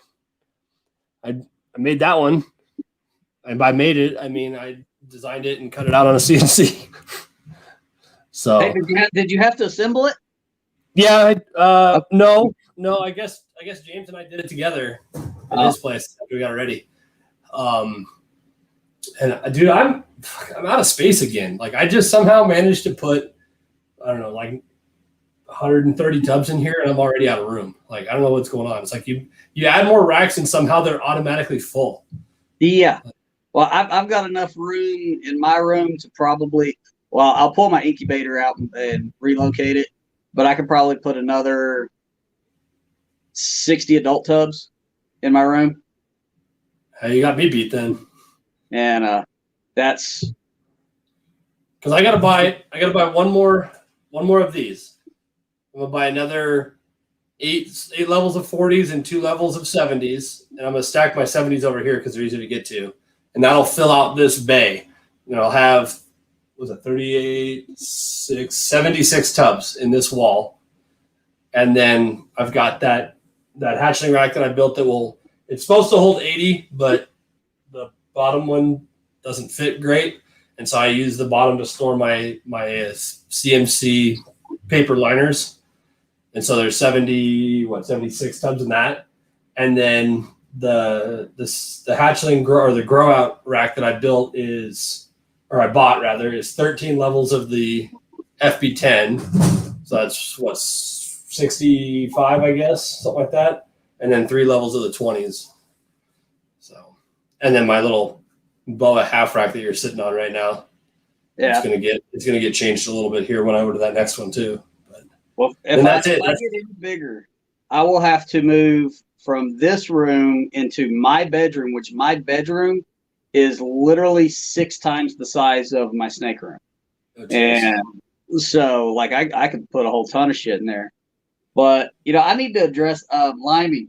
He wants to know how many clutches we're gonna have this season. Well, if that yellow belly paint could figure out what his peckers are for, I'd have a whole hell of a lot more. But no, hell no. He's got to be gay or some shit. So I was hoping for 20. I wanted to hit 20 last year. That was my well, to be fair, like 12 or 15 was my goal, but I wanted to hit 20 and I hit 19 as far as I got. This year, I will be surprised if I get there. Honestly, I think this season's going to be closer to probably 14, 15, maybe something like that. There's a couple of the girls that didn't rebound as well as I wanted them to, so I just took them out of the rotation. There's no point in burning them up. And I'm glad I got this rack upgrade done when I did, because a lot of the stuff I'm pairing for this year is for long-term projects and a lot of holdbacks. So I'm not sure how much I'm going to be able to sell. So had I needed to upgrade all this stuff this season, I'd have probably been screwed. I don't know that I'll make enough this season to do this upgrade again. But as long as I can bring some money home, I guess that's all that matters. I've already completely burnt through my entire 21 new snake money budget. My wife said, she's like, we're going to set a budget for buying new snakes this year, and it's already gone. So I guess if I make anything now, I get to bring it home. Like, I can't buy any more snakes anymore. Right. Well, like last year, I had 15 clutches last year, and I was anticipating 0 because I ended up going through a pretty nasty divorce, and I had to move my animals twice in a year.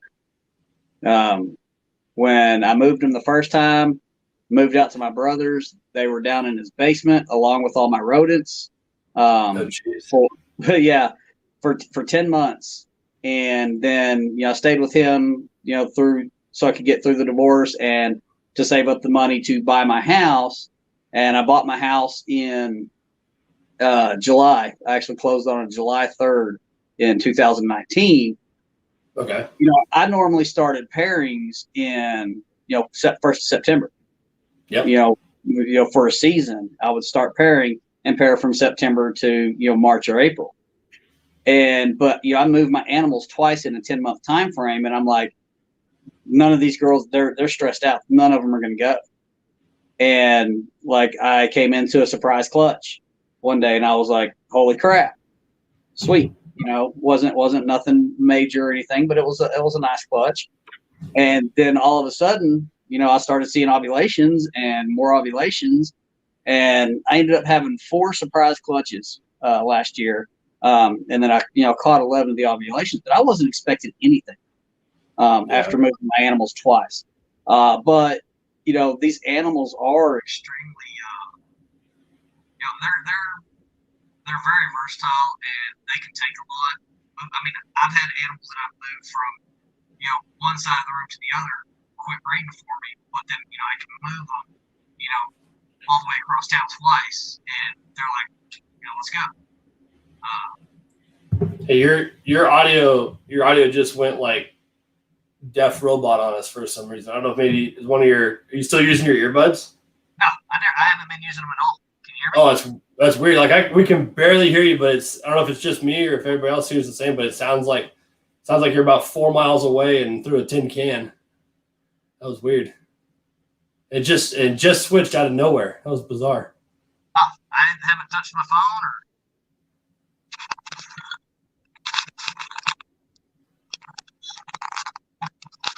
Weird. Is that better? Still no. Same? Yeah, that's bizarre.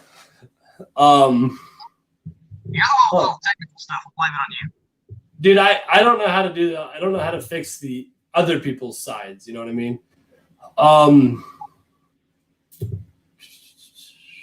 Let's do this. We'll just give it a shot real quick and see how it goes. Go ahead and leave the studio here. Hit the red button at the bottom, and then just come back in on that link and see if it fixes it.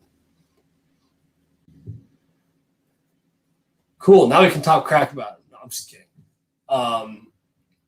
Yeah, I don't know. And this is why I was excited to bring James on, because I'm not here to talk myself up by any means. It was more interesting to hear from his perspective what I had done, I guess, to piss everybody off. So fire off some questions in the chat there for James or both of us or whatever, and we'll get those on before we get too long in the tooth here.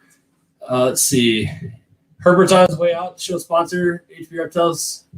Thank you for stopping by, as always, bud. I appreciate it. And thank you for the support. Yeah, you're right. It does sound like speakerphone, Corey. Good call. I didn't even think to use that terminology. Let's try this again. Is that better?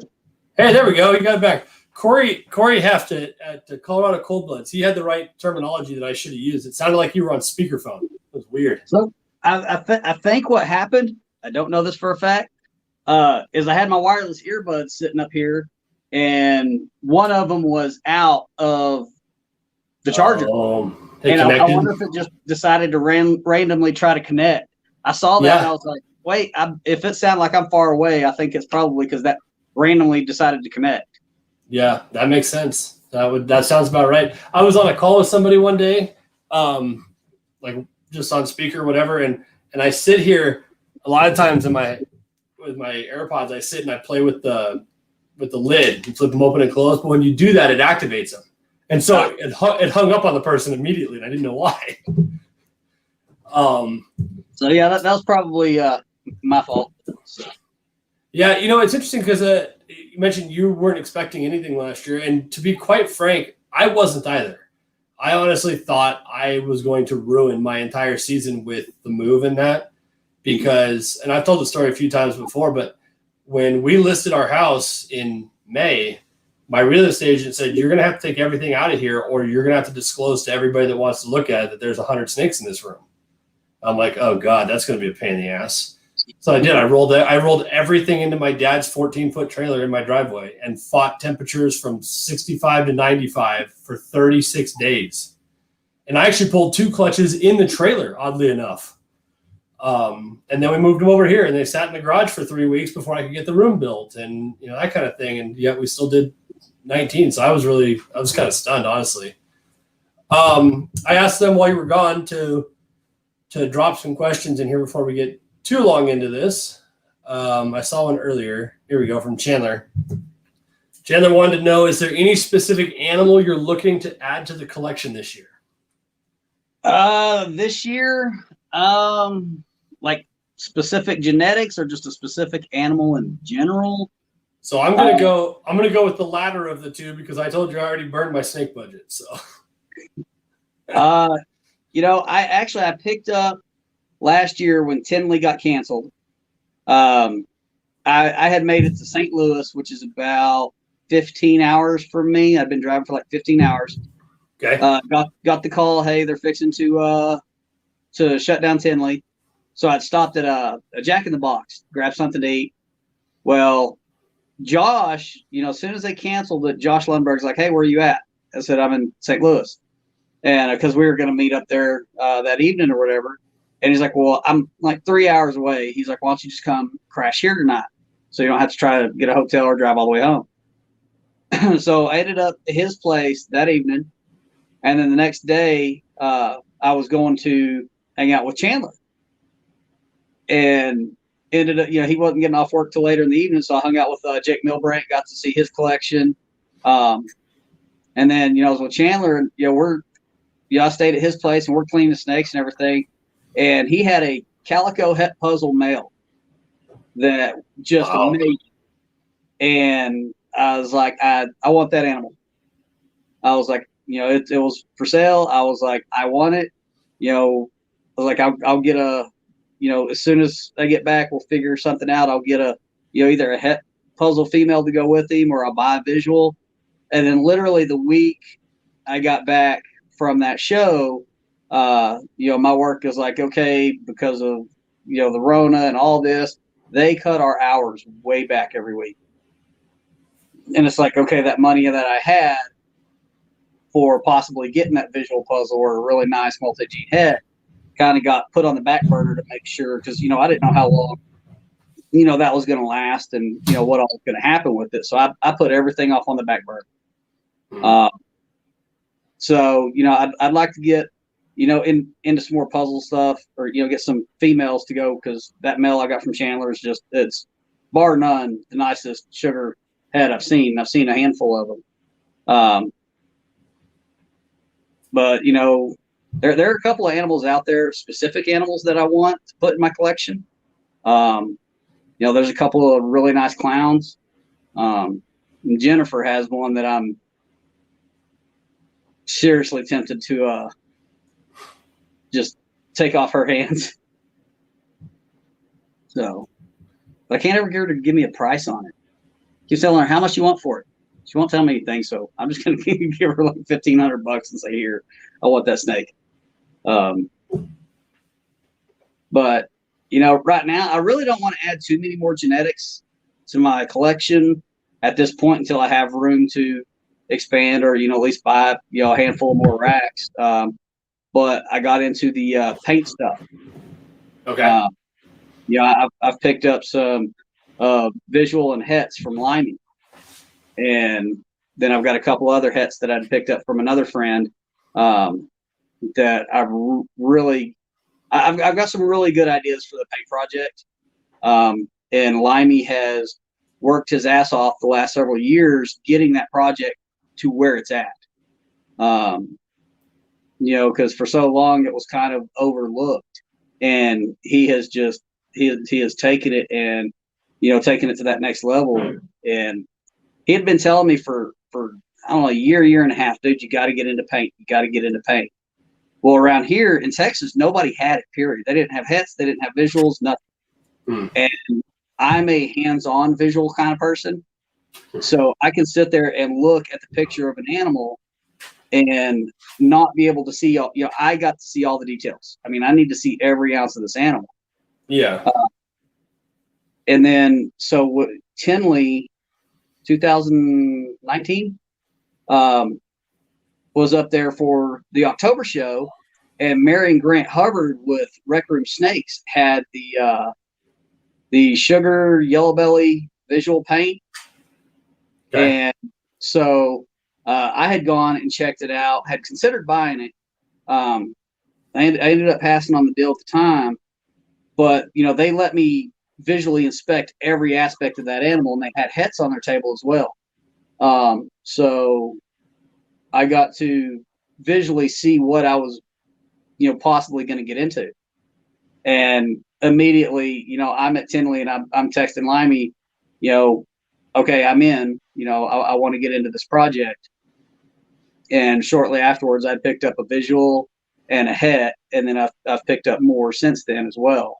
And because, I know I'm pretty sure Justin has it. I know for a fact Ozzy has it. When those guys start doing stuff with it, I'm sure it'll go up. But, the work Limey has done with that project has just been amazing. At one point, Brittany Gobble, she knew I had it, and she was trying to get it from me. And I was like, I don't have anything available. My females are still growing. I've got 4 of the females, but then my male, he's one of those that it's like, he's ready. He's been ready. He just doesn't want to touch anything. And I'm kind of thinking he might be gay. And so it's like, maybe I need to throw him in with a male, let him kind of duke it out for a little bit. And, maybe that'll, kick him into gear. But, she was trying to pick some up for me. And I was like, no, I was like, get him from Limey. Because I knew Limey still had some that he had produced. And I know she bought, at least a pair from him, maybe more. It's just, I see that being the next desert ghost that really starts just kind of, gaining and gaining in popularity and visual appeal, because it has so much visual appeal if you sit down and actually look at the animals, especially the visuals. Even the single gene paint is just so far out there that it's. I personally think that's going to be the next big deal, and Limey needs to be credited for that because he has been the one who has put so much into it. Now I do know other breeders that have worked with it and are working with it, but I know Limey has done so much to push for the gene and to get it out there for us.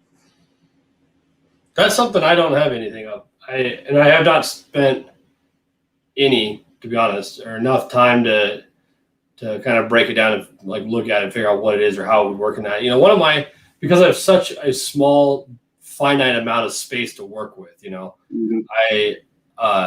I have a policy here. If I don't get it, I don't work with it. And I always use the example red gene and ringer gene. I just don't understand. So I don't have any. Bongo. I've never done enough research to understand bongo, so I don't have any. Some stuff I don't have because I can't afford to be in the project. I don't have any paint. I don't have any monsoon. I don't have any sunset. I don't, that kind of stuff. But a lot of the stuff I just, I've looked at some other stuff to get into. I went a few weeks mulling over a potential deal on a Wookiee. And I just could not. I was jazzed about it. I was thinking about it. I was like, I'm going to do this. I see what Will's doing with it. I know Justin's got it. And I was like, I just don't get it, And that's my rule here. If I don't understand it, I don't work with it. So I backed out on the Wookiee deal, and we'll see if that was a good decision or not. But it's paint something I definitely wanted to look into. I just haven't done anything with it yet. As for me, and as to Chandler's question, since I already burned through my ball python budget, although I'm super jazzed about that super fire pied that I picked up from Justin. That's just, I don't know why, that snake just is cool to me. I do have a deposit in, I've mentioned it before, I do have a deposit in on a female blacktail Crebo. I'm super stoked to get her from John Michaels at some point. That'll be sometime this year. And I am hopefully, and I'll spoil it now, he's due to be on, give me just a second. He's due to be on Tuesday the 13th, so a couple weeks from now. Bill Stiegel from Phoenix Reptiles. All goes as planned. I'm hoping to pick up a roughie from him this year, which would be super dope. I'm like crazy jazzed about that because when I saw his roughies when I was at his place, I was blown away. Like to have a more or less a chondro or rather a Morelia with these like marble blue eyes that feel like a rattlesnake. It was super cool. So that's about it for me though. Like I said, I do have a proven breeder adult albino boa coming from Chase here in the next couple days or weeks or whatever. Just because I had to kind of rearrange my boa operation a little bit, my plans. But as for new stuff, the Crebo is my big one. That one I'm super jazzed about because somehow I've gone from being deathly afraid of snakes to wanting a 9-foot colubrid that looks and acts just like a king cobra but can't kill you. It seems like a good idea, So do you still have your short tails?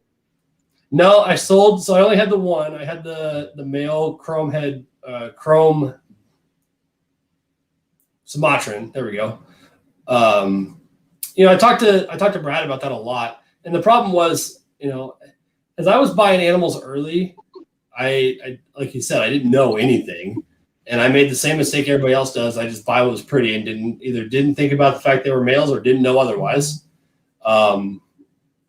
So had I been paying attention and realized I was going to really like that Sumatran, I'd have made damn sure I'd have bought a female.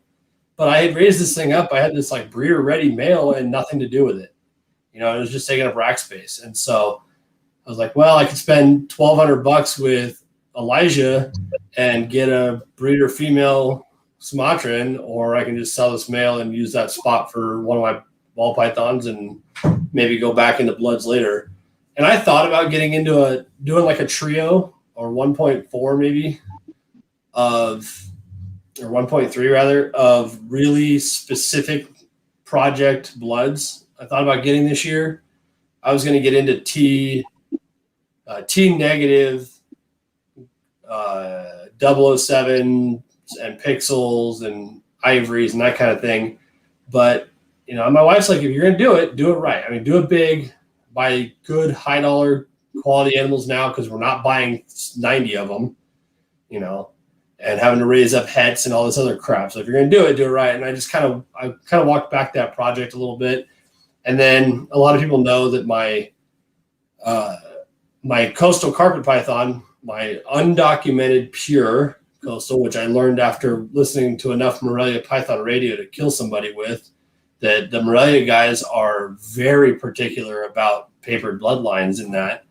I found out that calling her a pure coastal is not doesn't do me any good because I have no backing to it, you know. But come to find out, after raising her for 3 years, it turned out to be a male when I went to pair it with the male documented bloodline caramel stripe male that I have now.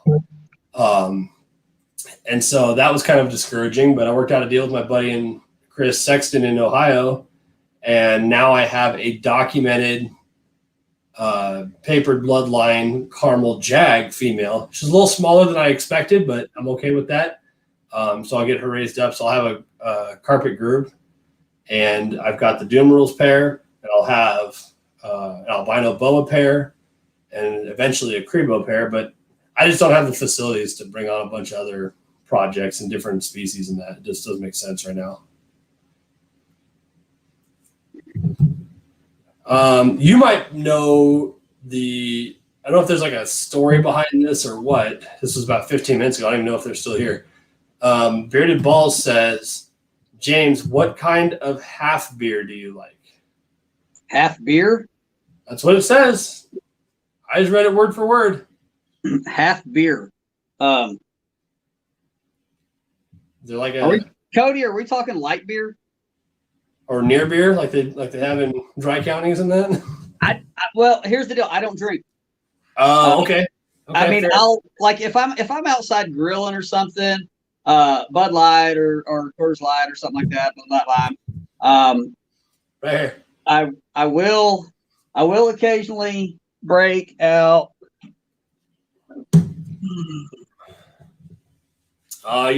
Gross. No, hell no, that's good. Flavored fake whiskey. Gross. I'm a big Crown Royal fan, so I'll make like a mixed drink. Sometimes I'll do shots, but I don't really drink that often. Like that, I want it with the little mini keg. It's the U.S. Ark Tinley 2020 mini keg that Chris McDougall Snakenstein donated. Well, since we didn't have Tinley, I ended up winning it in Arlington, and so that was, that's for a show that never even happened. And so I drink whiskey from time to time. I'm a Jameson drinker myself. See, now Jameson will make me throw up. Brad, I spent 4th of July, part of it with Brad this summer in Tennessee. That was and your first he's a Jameson drinker. And I was like, So we were drinking everything. I was drinking everything, but it was me, him, and Jim Holt. And it's like, nope, I'm not touching it, because literally that stuff touches my lips, I will throw up all over you and not even feel bad about it. Oh God, I love JMO. It's like, Dude, it is. That is ass in a bottle. And unless I'm feeling like super bougie or fancy, then I drink Remy Martin VSOP cognac. That's my actual favorite, but I don't have a Remy budget by any stretch, so I drink Jameson.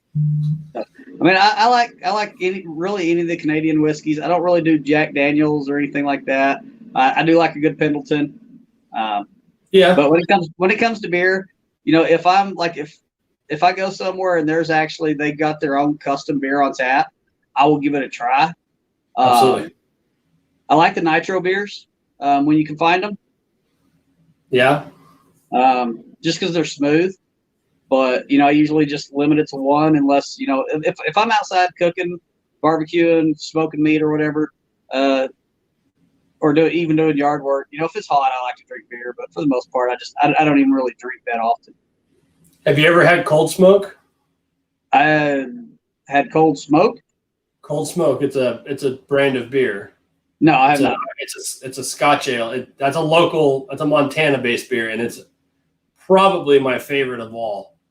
I've just been drinking these lately, these Corona Premiers, because they're cheap at Sam's Club, and they've only got 2.5 carbs and 90 calories, and I'm watching my girlish figure. So, Cody is now saying James passed on buying a gorgeous snake from Limey. That apparently that was a joke. Yeah, I did. Limey produced, I don't remember what it is. I don't remember the exact genetics on it. I believe it was like a blackhead, Mojave, maybe leopard. I don't know. This animal was absolutely gorgeous.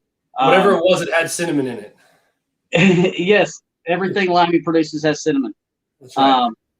So I was going to buy this animal, but at that time, when I was going through my divorce and I was living with my brother, my animals became more of a job to me, and just at one point they really were a heavy burden. And I was days from just completely getting out of everything. The divorce was naturally that's life changing. Work. My daughter, everything else, and I just, at one point, I kind of lost my passion for it. I still wanted this animal, but then it's like, am I going to spend this money on this animal and then here in a month turn around and sell everything? Just because. I can hear Chris screaming from New York, calling you gay for having a passion for this. He hates when people says, "I got the passion for it." Like, are you fucking gay? Well, and I mean, you have to have some sort of passion, or you won't do it. You're not gonna put everything you have into something without being passionate about it. No. It's like, I can hear Chris screaming that as well. But it was a daily struggle there for a while, and I had guys. My one of my best friends in the whole world is Jack Dunlap. Him and Heidi, they own Southern Star Reptiles. Them, Brad, Limey, JT, Mike Breezy, those guys kept me going and, made sure that, I wasn't alone through a lot of what I was going through. And most of these guys are 6, 8, 10, 20 hours away from me. But they would every day make sure somebody was making sure that I was okay, that, that I wasn't going to do something I was going to regret. Cause Brad, Jack, everybody's like, if you get out now, it might be a quick fix. It might take some of the stress off of what you're going through right now. But then as soon as you get settled and you buy your house, you can be like, this is what I've been doing for so long. I want to get back in it. Well, then I got to start over from scratch. Yeah. And, so, big shout out to those guys, because if it wasn't for a handful of really good friends, and even Josh Lundberg, if it wasn't for them, I would have got out, 2 years ago. Yeah, and I gotta get Mike and Emily on here too. I definitely want to pick their brain. I know Mike's hard to get in front of a camera, but it can be done. It can be done. I think Emily is the ticket. She was able to get him on who else's show were they on recently? God, I can't remember. Anyway, but yeah, I might have to go through Emily to make that happen. But that's, after I saw Mike on Cusco's channel at Tinley a year or so ago, whatever it was, I was like, and those guys, and watching what he did with the whole JT deal and the auctions and all that stuff, like he's definitely one of those good dudes I want to get on and talk to, since I've never actually met him, Right. So, Let's see here. I want to try to rip through some of these that I've missed in the last 10 or 15 minutes. Big mouth reptiles, with what you guys have currently, what holdbacks are you hoping to hit? Are you pairing for anything that isn't available coming up? Is that for me or for you? Either. Go for it. I think I've got 11 double het pairings going this year to produce holdback hets. Naturally going, I do a lot with blackhead. My primary recessive is hypo. I produce a lot of hypo every year. Produce more blackhead hypos. I produced my blackhead het ultra male stuff this year, so I can start, or this last season, so I can start hopefully going for more ultra male combos and clown stuff. And so this year is going to be a lot of not rebuilding, but integrating double recessives into my projects. Yeah, same for us. We did the double het Ultramel G stripe pairing last year, and I held back most of that clutch. And I held back one Mojave Clown and some hypo stuff that I made. And that this season, I want to make another Sumapide, since my male from last year didn't thrive, sadly enough. But I'm hoping to make another one. That would be cool. I want to make a GHI Mojave Clown because I missed on the combo. I hit both separately, but I didn't hit them together. Right. And if I do make one, I don't care what sex is. It's not going anywhere because I missed last year. But the big one for us is, like you said, more double heads. So I'm hoping. I do have the male dreamsicle currently that's on loan realistically. So I'm hoping to make some dreamsicles that I can keep for myself, male and female. But the big double hat one for us is I'm doing cinnamon ultramel to pinstripe. No, to where did I go? Oh no, I did pinstripe clown. Yeah, pinstripe clown to pewter G stripe. So double het genetic stripe clowns is the. So last year I did G stripe ultramels. This year I'm doing G stripe clowns for holdbacks. Next season I'll probably do ultra glows, although I do have a female double het growing up currently. And then actually, I don't know if he's still in here or not, but I'm working a deal with Corey from Colorado Cold Bloods, and he has a normal female of mine I just didn't have any plans for, and he put his hypo tri-stripe to her. So I'm hoping to at least put a female or two double het hypo tris on the shelf too, because I really want to get into tri-stripe. So now, if I can get my visual paint to Yellow Belly paint to figure out what to do, he's going to go to my super gravel female. Wow. And yeah. So, there you go. Because he's got a lot of, once he figures out what he's doing, he's got a lot of projects. I was actually going to put him to my Motley Blade Clown female this year, but since he's really not figuring out what's going on, I've decided to just go ahead and go for the visual clowns with her and wait till next year on that pairing for those double recessives. Yeah. Hey, Dale says he needs a male for his double het ultra G stripe grills. I have extras, so send me a message. I kept everything last year except for what Herbert and I worked out in a trade deal. So yeah, I do have an extra one. And I know he said he's working in genetic stripe clowns as well. He's working on that project also. So yeah, I'm super, super excited about that. The G stripe clown stuff would be fun. And I'm hoping to get some of these. I've had some picky eaters up until I moved into these racks. But now that everything is kind of stabilized, the room's nice and balanced, the racks are working. Part of the problem was not only did I move in the summer, I stuffed them all in a trailer for a month. I put them over here for 3 weeks before I get the room built. Then I changed them all to gray tubs. But throughout that entire process, I also quit breeding rats and turned everybody over to frozen thaw. So I've been fighting feeding issues for well over a year at this point.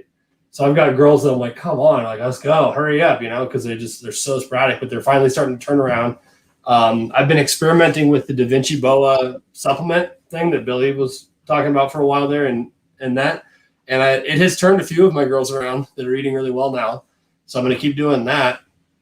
But I've got double het lightning pied stuff coming up. Obviously the dreamsicle stuff. I do have some puzzle stuff coming. It's possible het, but I do have a chance at that. I have one pairing down here that's as long as humanly possible in odds for Sunset. And she was at 18 millimeters last time I checked her, and she just locked again a couple days ago, and she's starting to become a real bitch. So I'm kind of thinking it's working, but that's unproven pinstripe het Sunset that I bought basically as a 50% because she hasn't proved any visuals out of one clutch, I think. Unproven pin het Sunset to a butter 66% het Sunset. So like ungodly long odds. But last year I proved 5 out of 6 pos hets. So I might just get lucky, and hit a lesser pin Sunset. Like that'd be dope. But it'd be interesting to see what that is because I'm not really into the whole Sunset game. Honestly, not only can I not afford it, I haven't seen anything that's knocked my socks off yet. But we'll see. I don't know. That banana Sunset was really nice. Banana's not bad. I think the lesser and lesser pin will be nice. I think people are going the wrong way with it to start. If I hit a visual and God willing it's a male, it's going immediately to my pinstripe Ultramel. Because I think that's where it's going to shine is in Ultramel. Either that or Lav. I think it'll shine in lavender too. Yeah. It's got the right color palette. So, I don't see any others here unless you see anything that we need to get caught up on. I meant to ask you because we kind of got off our original discussion, our topic in that. So you have a quote unquote real job, right? I do. What is that? I work for the John Deere dealership here. Service writer, warranty manager, glorified office job. Okay. So, but I actually broke my neck back in, and a lot of the people in the industry know this. I broke my neck in 2016, the week before Christmas, and car wreck, kid texting and driving. The wreck shouldn't have been as bad as it was because I got rear-ended. He was going 60 miles an hour, and I was at a dead stop. But the steering or the seatbelt didn't catch, and so my neck snapped off the steering wheel. Oh. And so you're lucky to be walking. It was an on-the-job injury. Oh, okay. And so with it being an on-the-job injury, no fault of mine at all. I was just sitting at a red light. Workers' comp wanted to try everything in their power to keep from me having surgery. Yeah, of course. So, but that wasn't the case. I ended up having to have a solid plated double fusion done. So I can only move my neck so far up, so far down. Yeah. And so, but it took them 7 months to do the surgery.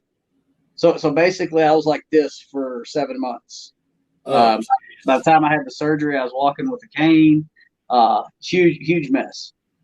And it took another 6 months before I was able to physically do what I'd been doing before. And it's not that I can't do what I used to do. I can still do everything, but because of the solid plate, because most people when they have fusions done, they get the cages on each level. Well, mine is a solid plate that's basically got my whole neck fused, so I can only that's as far out as my head goes. That's as far back as it goes. So finally, it just got to the point that I was doing my job. The pressure it put on my neck. I was hurting when I'd go home. I was hurting when I'd wake up because I ended up developing arthritis in between my shoulder blades because I was kind of hunched over with my neck at an angle for so many months. Yeah. And so it just got to the point, and that I loved what I did. Didn't really care for the company I worked for, but the work I loved. I loved the people I worked with. But it just finally got to the point that my health was deteriorating, and to the point that it's just like, if I keep doing this, I'm not going to be able to do anything else. And so somehow I got lucky and, got the job at the John Deere dealership, and it's been nice. I mean, I always made fun of guys that had office jobs, and I make fun of myself for having an office job, but at the same time, there are limits to how long I can do something. I can do anything. It's just how long can I do it? What did you do before? I worked in the printing industry. Okay. I used to print all the inserts for like JT and Mike and Heidi and Jack. I've done it for Kevin Fink. Done business cards and stuff for all those guys. So I worked in the printing business for 15 years. Oh, wow. And so then, transitioned over to, from lifting heavy ass, huge sheets of paper all day long to sitting at a desk playing on a computer. And it's like, I used to make fun of guys like me, and I even make fun of myself, but it's like, you do what you got to do to, to support yourself and your family. I'm a single father, so, I have an 18-year-old. She just turned 18 this last Friday, but she's still in high school. She graduates this year. And so, I mean, you do what you got to do to take care of your family. And if that means, having an office job and getting made fun of and making fun of myself. I've actually had a customer at one point come in and, told me I was doing woman's work. Oh, geez. And, it's an honest living. And if, I got to put my skirt on and put my heels on, by God, I'll do it. I'll do whatever I got to take care of my daughter. And so how old does that make you feel, man? You got a freaking adult under your belt. Like, it didn't really make me feel old until we were at the tattoo shop tonight. And then I'm just sitting here, I'm like, okay, and I let her get her nose pierced when she was 16. Because my daughter's got a really good head on her shoulders. She's got a killer work ethic. She's not like a lot of these young kids. She's worked since she was 16. Her first job she had for a year and a half. The only reason she left it is she found something better. Cool. She wasn't going to leave it till she found something. She's got a really good head on her shoulders. And, we were sitting at the tattoo shop tonight, and I'm just sitting here thinking, I remember on my 18th birthday, which we're not going to discuss how long ago that was. That was what, 25 years ago? Yeah, because I was 25 when my daughter was born, because I'm 43 now. I'm sitting here thinking, crap, my mom went with me to get my first tattoo when I was 18. And that was 25 years ago. And I'm just sitting here, yeah. So I'm starting to feel it. I didn't realize it until tonight, but it's like, man, I'm doing the same thing with my daughter that my mom did with me. And I assume it goes by as fast as everybody tells me it does. Yes and no. The point to where they're infants up to toddlers, blink and you'll miss it. Yeah.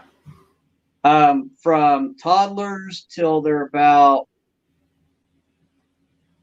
I don't know, school age, drags ass. Because they're gonna destroy everything you own. They're gonna eat you out of house and home. They're gonna cost you literally your life savings and then some. But then after that, it's like, it seems like just like, this year is when she started her freshman year in high school, and it's like, holy crap, she graduates in 2 months. Yeah. Like, it really has gone by fast. And so I'm sitting here, okay, she's old enough to vote now, and she's old enough to go, she's old enough to do a lot of things that Daddy don't want her to do. And now you don't have a say in the matter.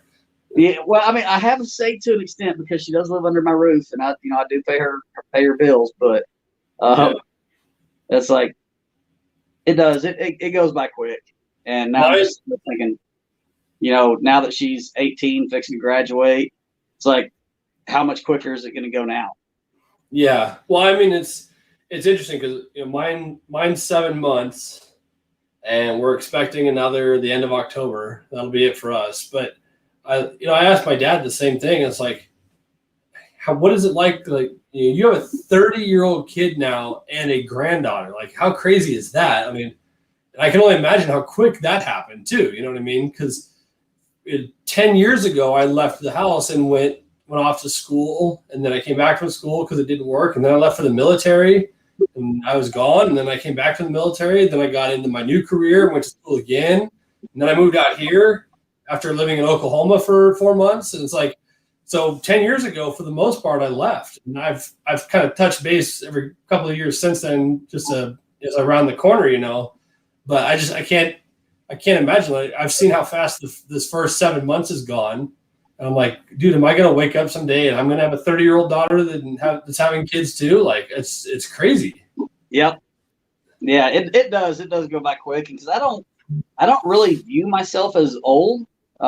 Even being at my age, I don't view myself as old. But then I'm like, crap, you know, I'm really, and I'm not old, but I'm just like, crap, you know, I've got a daughter that's that age that's making me realize I'm not getting any younger. Yeah. And definitely. I'm just like, all right, you know, this is getting real, you know, because I remember on my 20th birthday, everybody knows I have a twin brother, identical twin. And so for our birthday, on our 20th birthday, I gave him a birthday card, said, congratulations, you're halfway to old. And, you know, back then at 20 years old, you think 40 is old. Yeah. And then you get there and it's like, okay, it's not so bad. Now, I don't know how 50 is going to be. I'll tell you, 40s so far isn't bad, but it's like, it seems like yesterday that, you know, I'm out doing things I was doing when I was 20, 21 years old. And, you know, now if I even tried to think about doing those things, I'd wake up hurting the next morning. Dude, I know, I even feel that. I mean, it's like, it's weird because I'm not one that cares what, you know, about a birthday or, you know, as far as I'm concerned, it's another day on the calendar and I'm going to wake up and I'll go to bed. You know, it's not a big deal. But 30 hit me upside the head hard. Like, not in the sense of like, oh God, I feel old, but it's like, there is a dramatic difference from being in your 20s and then turning 30.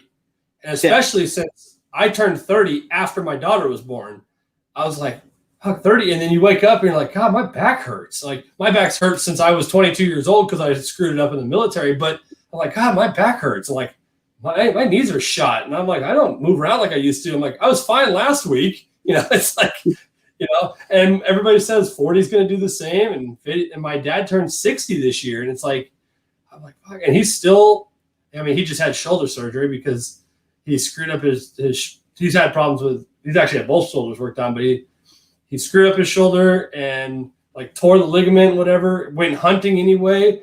Like, when we were home at Christmas, I was out playing on a buddy of ours one wheel, trying to learn how to ride it, you know, and my 59-year-old dad freaking tried to hop on it and like got all twisted and shit, did this, and it's just like fucking ripped his arm apart. And like, dude, you need to, and he's an old athlete. He's raced motorcycles and skis and hunts and everything else. Like, at some point you need to realize nature is telling you to slow the hell down. Like, so here's my question to you. With the brand new baby, just because I've seen it happen to too many friends, did your wife make you get rid of your bike? No, to be fair. So here's the situation on that. She actually is the one that provoked buying it, oddly enough. It was one of those situations. I had a perfectly good motorcycle to ride. It was the last bike my grandfather bought before he had passed away. It wasn't exactly what I wanted. It wasn't, you know, cool or whatever, but it was free. And it was really it was 2 wheels. Yeah, it was really nice. It was fun to ride. It was no big deal, right? But we were in Sturgis a couple years back, and I had been looking at Victories for 7-8 years. I've always been a huge Victory fan. My wife and I actually test rode a Victory on our first date. Mind you, this was the first time that we had ever literally been in the same building, let alone the same state. We had been talking since September or August, whatever it was, online. She, on blind faith alone, flew out to South Dakota for Christmas or for New Year's, where I was stationed. And while she was there, we went to the Honda dealership in Rapid City and test rode a Victory in the snow. That's how long we've been looking at Victories, right? In 2012 or 13. whatever. And so I guess it was 12. And so anyway, so we were at Sturgis. I dropped the bike off to get a front tire put on. We walked up to the Indian dealership just to shoot the shit, right? And this guy had just rolled up, and he was sitting on that custom blue Corey Ness signature Victory up front. And I was like, I just started drooling because like the color was stunning. It was all chromed out and the whole 9 yards. And she told me after the fact, she's like, I knew when we walked up that we were taking that bike home. I had just decided that was okay, and I knew it was going to happen and whatnot. So we did, and I loved that motorcycle. But come to find out, I mean, the long story of it is for it. I realized a few months back that I basically only ride it to work and go run errands occasionally because we don't have any family here. So I have no place to pawn the kids off so her and I can go for a ride, one day or on a weekend or something. So the reality is her and I are not going to get to ride it together now for quite a while, especially having a second one on the way. And we didn't know that at the time, obviously. But and the main one for us we just decided over the last year or so, we're sick and tired of debt and payments in general, that we've kind of gone gung-ho on the Dave Ramsey plan and just started selling everything and paying shit off as fast as we can. And that's why we started running this whole thing as a cash in, cash out, zero debt. If it's not in the account, I can't buy anything kind of deal. And it's its own entity. This has nothing to do with our personal finances anymore. And so I just decided, I was like, and I also started to realize, I started to wonder a little bit if the values of the Victories were going to start to drop. They had already come down a little, and then they spiked again because the interest started to get, people started to get interested in the Victory motorcycles and that. But Polaris canned them almost a decade ago. Mm-hmm. And, well, that's not true. They dropped them in 16, I think was the last year they made them. And the lawsuit that happened or whatever, they said that they were going to support parts and service for 10 years from the make of the bike, of each one specifically. And mine was a 12. And I'm like, I could just have this, watching what happened with COVID and the economy and everything else. I'm sitting in the back of my head. I'm like, this is what's going to happen is if I just hold on to this thing for another 6 months, a year, 18 months, whatever, the market's going to tank on Victories because I'm going to be past that 10-year point, and you're not going to be able to get parts for them. You're not going to be able to get service for them, and this thing's going to be worth like $6,000. I'm not going to be able to offload it. And I threw it up for sale. I knew what I needed to get out of it to break even, and I threw it up for sale with a stupid number on it, admittedly an above market value, above Blue Book, which actually those are different right now in the Victory world. Everything is selling above book right now, but I put a stupid number on it, and this guy from Nebraska said, "How about this?" It was only like $1,000 less than I asked. I said, "Come get it." And he did. He drove. It took us 3 weeks to coordinate it with weather and everything, but he drove up here from Nebraska 8 hours and we put it in his trailer. He didn't even get to test ride it because there was snow on the ground. But we rolled it in his trailer, and he wrote me a check, and I paid off the debt. I took the rest of the money that I had made. I literally had made from it, and put it on some other debt, and we're just tooling right along. Yeah, every time I go see, Jennifer lives in Alabama, and so every time I go see her, where I'm at, it is literally flat. Mm-hmm. I mean, you can see 40 miles in front of you. But every time I go to Alabama, I'm like, I wish I had my bike here because it's nothing but hills and turns and trees, and it's like I get tired of riding on the flat, flat and wind, and so if I end up, something were to happen and I was to decide to move down there.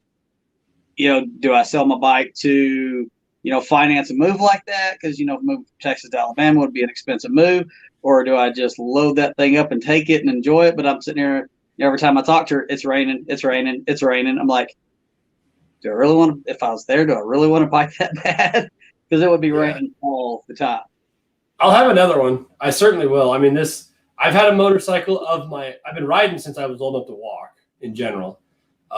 My dad was born in a motorcycle shop. My grandfather owned one when he was born at the time. They grew up racing and whatnot. I never got into racing, which was kind of a disappointment to my dad because I was always afraid to crash, which is something he couldn't comprehend. That didn't make sense to him. As far as my dad's concern is, you don't know how fast you can go until you crash. Then you go a little bit less than that, you know. And I've been around a supercross track before and stuff like that, and I was just never. I'm not a daredevil in that regard.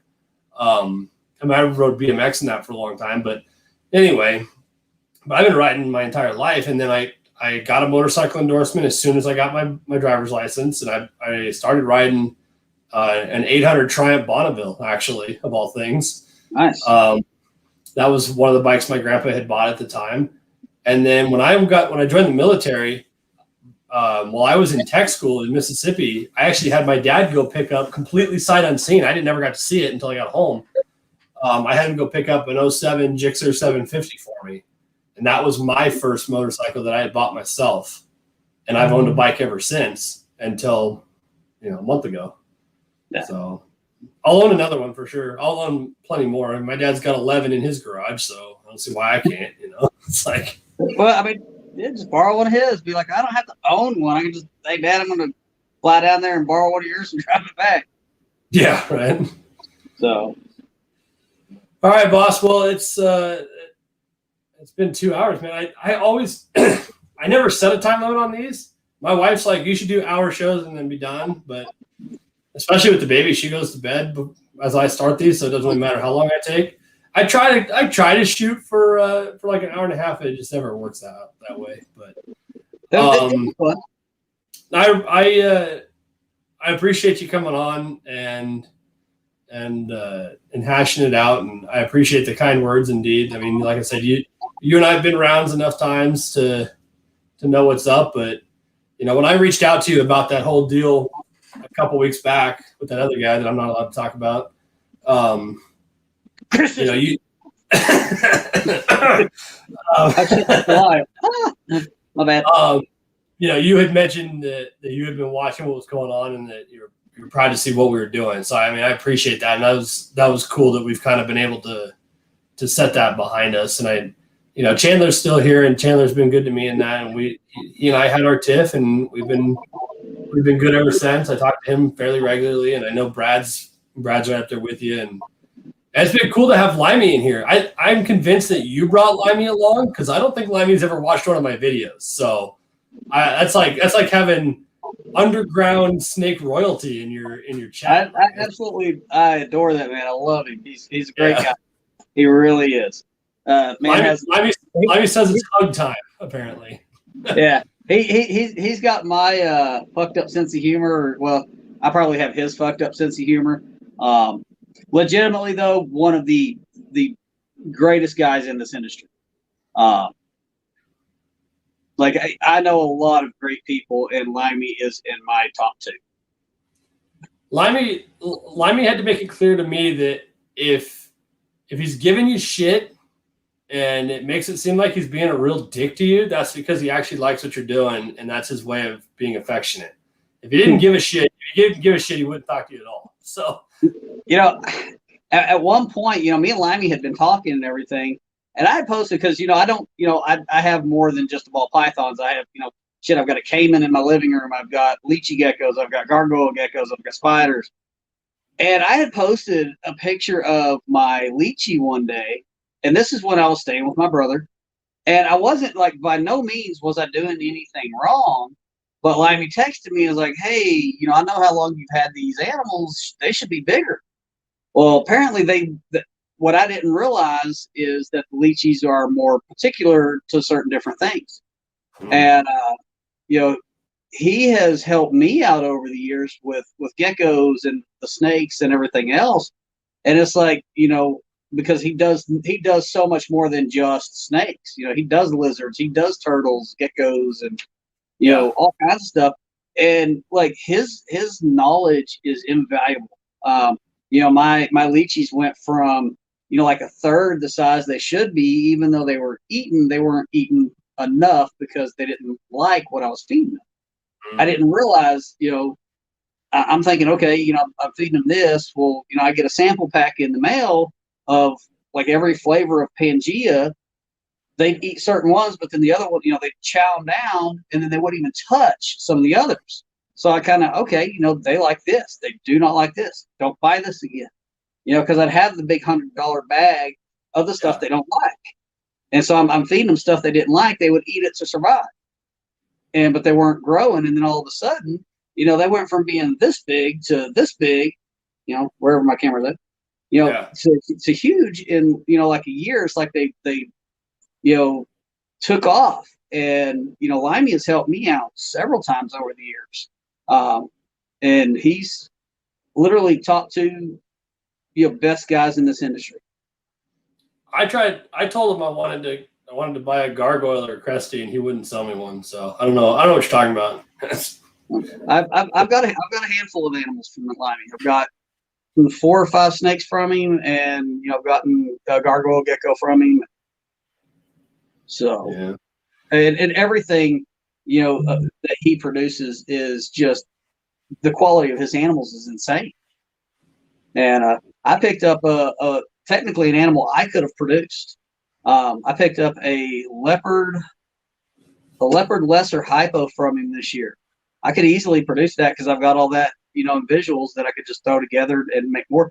But this animal is so far superior to anything that I've ever seen that it's like, I can literally make 100 of those this season, but that animal is the nicest example I've ever seen of anything in that ballpark range of genetics. I was like, I have to have it. I didn't care how much it costed. I just told him, I was like, shoot me a price. I'm not even going to argue, just, whatever it is. I mean, and I bought a couple of snakes from him that day. And, but, his animals are so nice that it's like, I'd rather buy from him than produce my own. Yeah, right. Because I can. But it's like, no, that's insane how beautiful and how the quality of his animals is insane. I'm by no means am I arrogant or big-headed, but I believe I produce really nice blackhead stuff. His blackhead stuff blows mine out of the water. Yeah, I've got really nice blackhead stuff. But it's like, I'm gonna have to buy some stuff from him to put, that quality into my collection. Even though my collection is quality, there are just some animals that no matter what are always go above and beyond. And those, every one of Limey's animals are that way. Well, he says he should have charged you more. So if I won't argue with it. Like if he told me a price, I got your PayPal, buddy. I'll send it to you whether you like it or not. So, no, his animals are superior quality. He's that guy that, he's a straight up tell you how it is though. If he thinks you're a cunt, he's going to tell you you're a cunt. Yeah, no doubt. Yeah, no doubt. So, Limey is one of those guys that I feel very fortunate to have developed a friendship with over the years, and is a friendship that I'll keep my whole life because he is just that amazing. And I'm not just saying that because he's on here watching. He really is. I've talked to him on the phone, and I'm one of his biggest supporters. I love everything that man does from an animal standpoint, a life standpoint. He does everything with all of his heart, and it's just like there's very few people that are out there for that anymore. To him, it's not about the money. Yeah. Yes, that's how he makes his money, but it's not about the money to him. This isn't about the money for me. I do this because I enjoy it, and the money I make off of my snakes, it doesn't go to pay out car payments or mortgage or anything like that. That goes to buy more snakes, buys more racks. Yep. I produce animals so I can buy more animals. So I can do. Now, would I like to do it full time? Yes, we all would. Not true. Absolutely not. No way in hell. If I could do it without having to produce the amount of rodents that I have to produce, because I produce a lot of rodents. Yeah, I quit doing that game too. Yeah, it's that's the hardest part about the whole thing is the damn rodents. Yeah. But Limey is like, I don't put anybody on a pedestal. I don't think one man is better than another. But when it comes to quality of animals, I don't care what your name is, you got to measure up to Limey with his quality. Yeah. And there's a lot of people that produce, super nice animals of the same quality as him. And I'll let them know it too.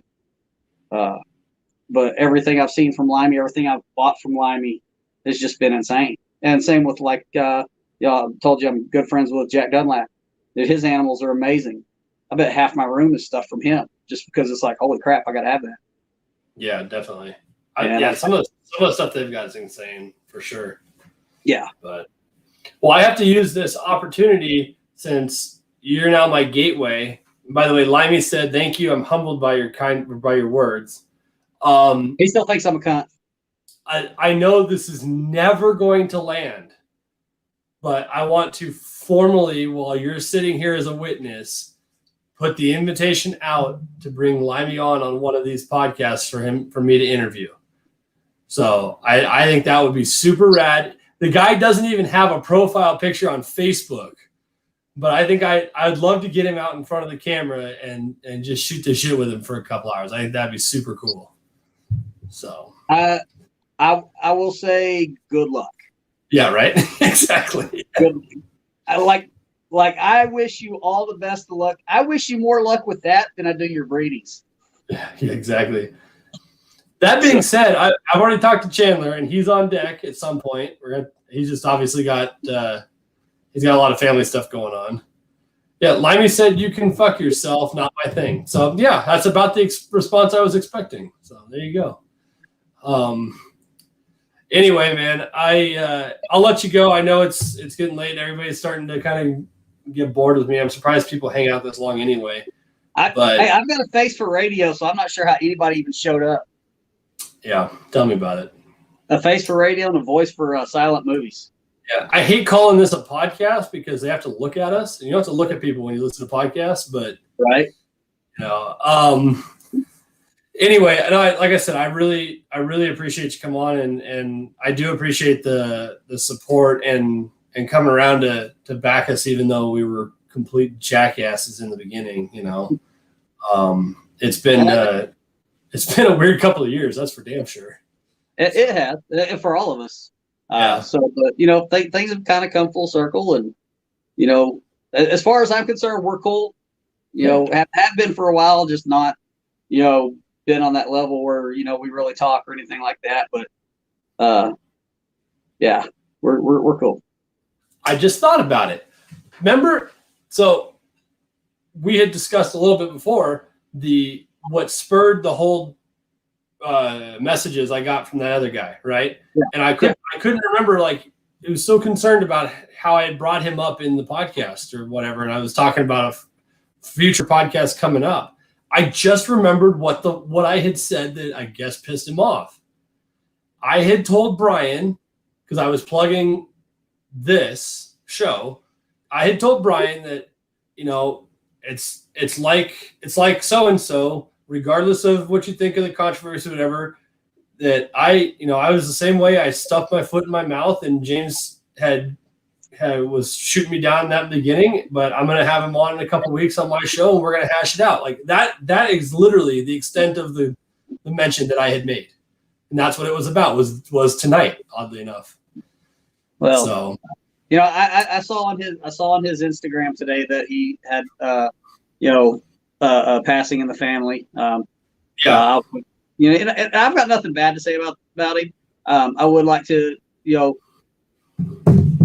invite him to Arlington to, talk to us, to understand why he would make light of a situation where a lot of people's livelihoods are gone. And that'd be the place to do it, would be in Texas for sure. And, it's not like it's not Friday night fights. We're not going to sit there and beat him up or anything like that. But to me, if I'm going to put my foot that far down my throat that it's coming out my ass, I would, if I was sincere about it, if I was sincere about the apologies that I kept deleting or the MJ podcast or whatever, I would make it a point to go down there and let the people know that we're affected by this, how sincere I truly am, not just an emotionalist video on Instagram or an emotionless video on YouTube. Get down there and talk to the guys that lost, that lost animals, that lost, collections. I know a couple of breeders that right now that because, their animals are fine, they didn't lose their animals. But when 80% of your females are having follicle regressions because it got down to 30 degrees in your room for 3 days, you just lost your entire season. Yeah. The animals are resilient. I mean, I will say that these animals are super resilient, and some of them may bounce back. But when you've got 100 females that literally went from getting ready to, they were paired and their follicle growth is amazing. You're looking at 100 clutches, and then all of a sudden you're down to looking at like 10 clutches because of the follicle regression because they just got cold for so long. No animals were lost in a lot of these collections, but because of the temperatures. And then I think, like some of the biggest losses I've seen were like rodent facilities.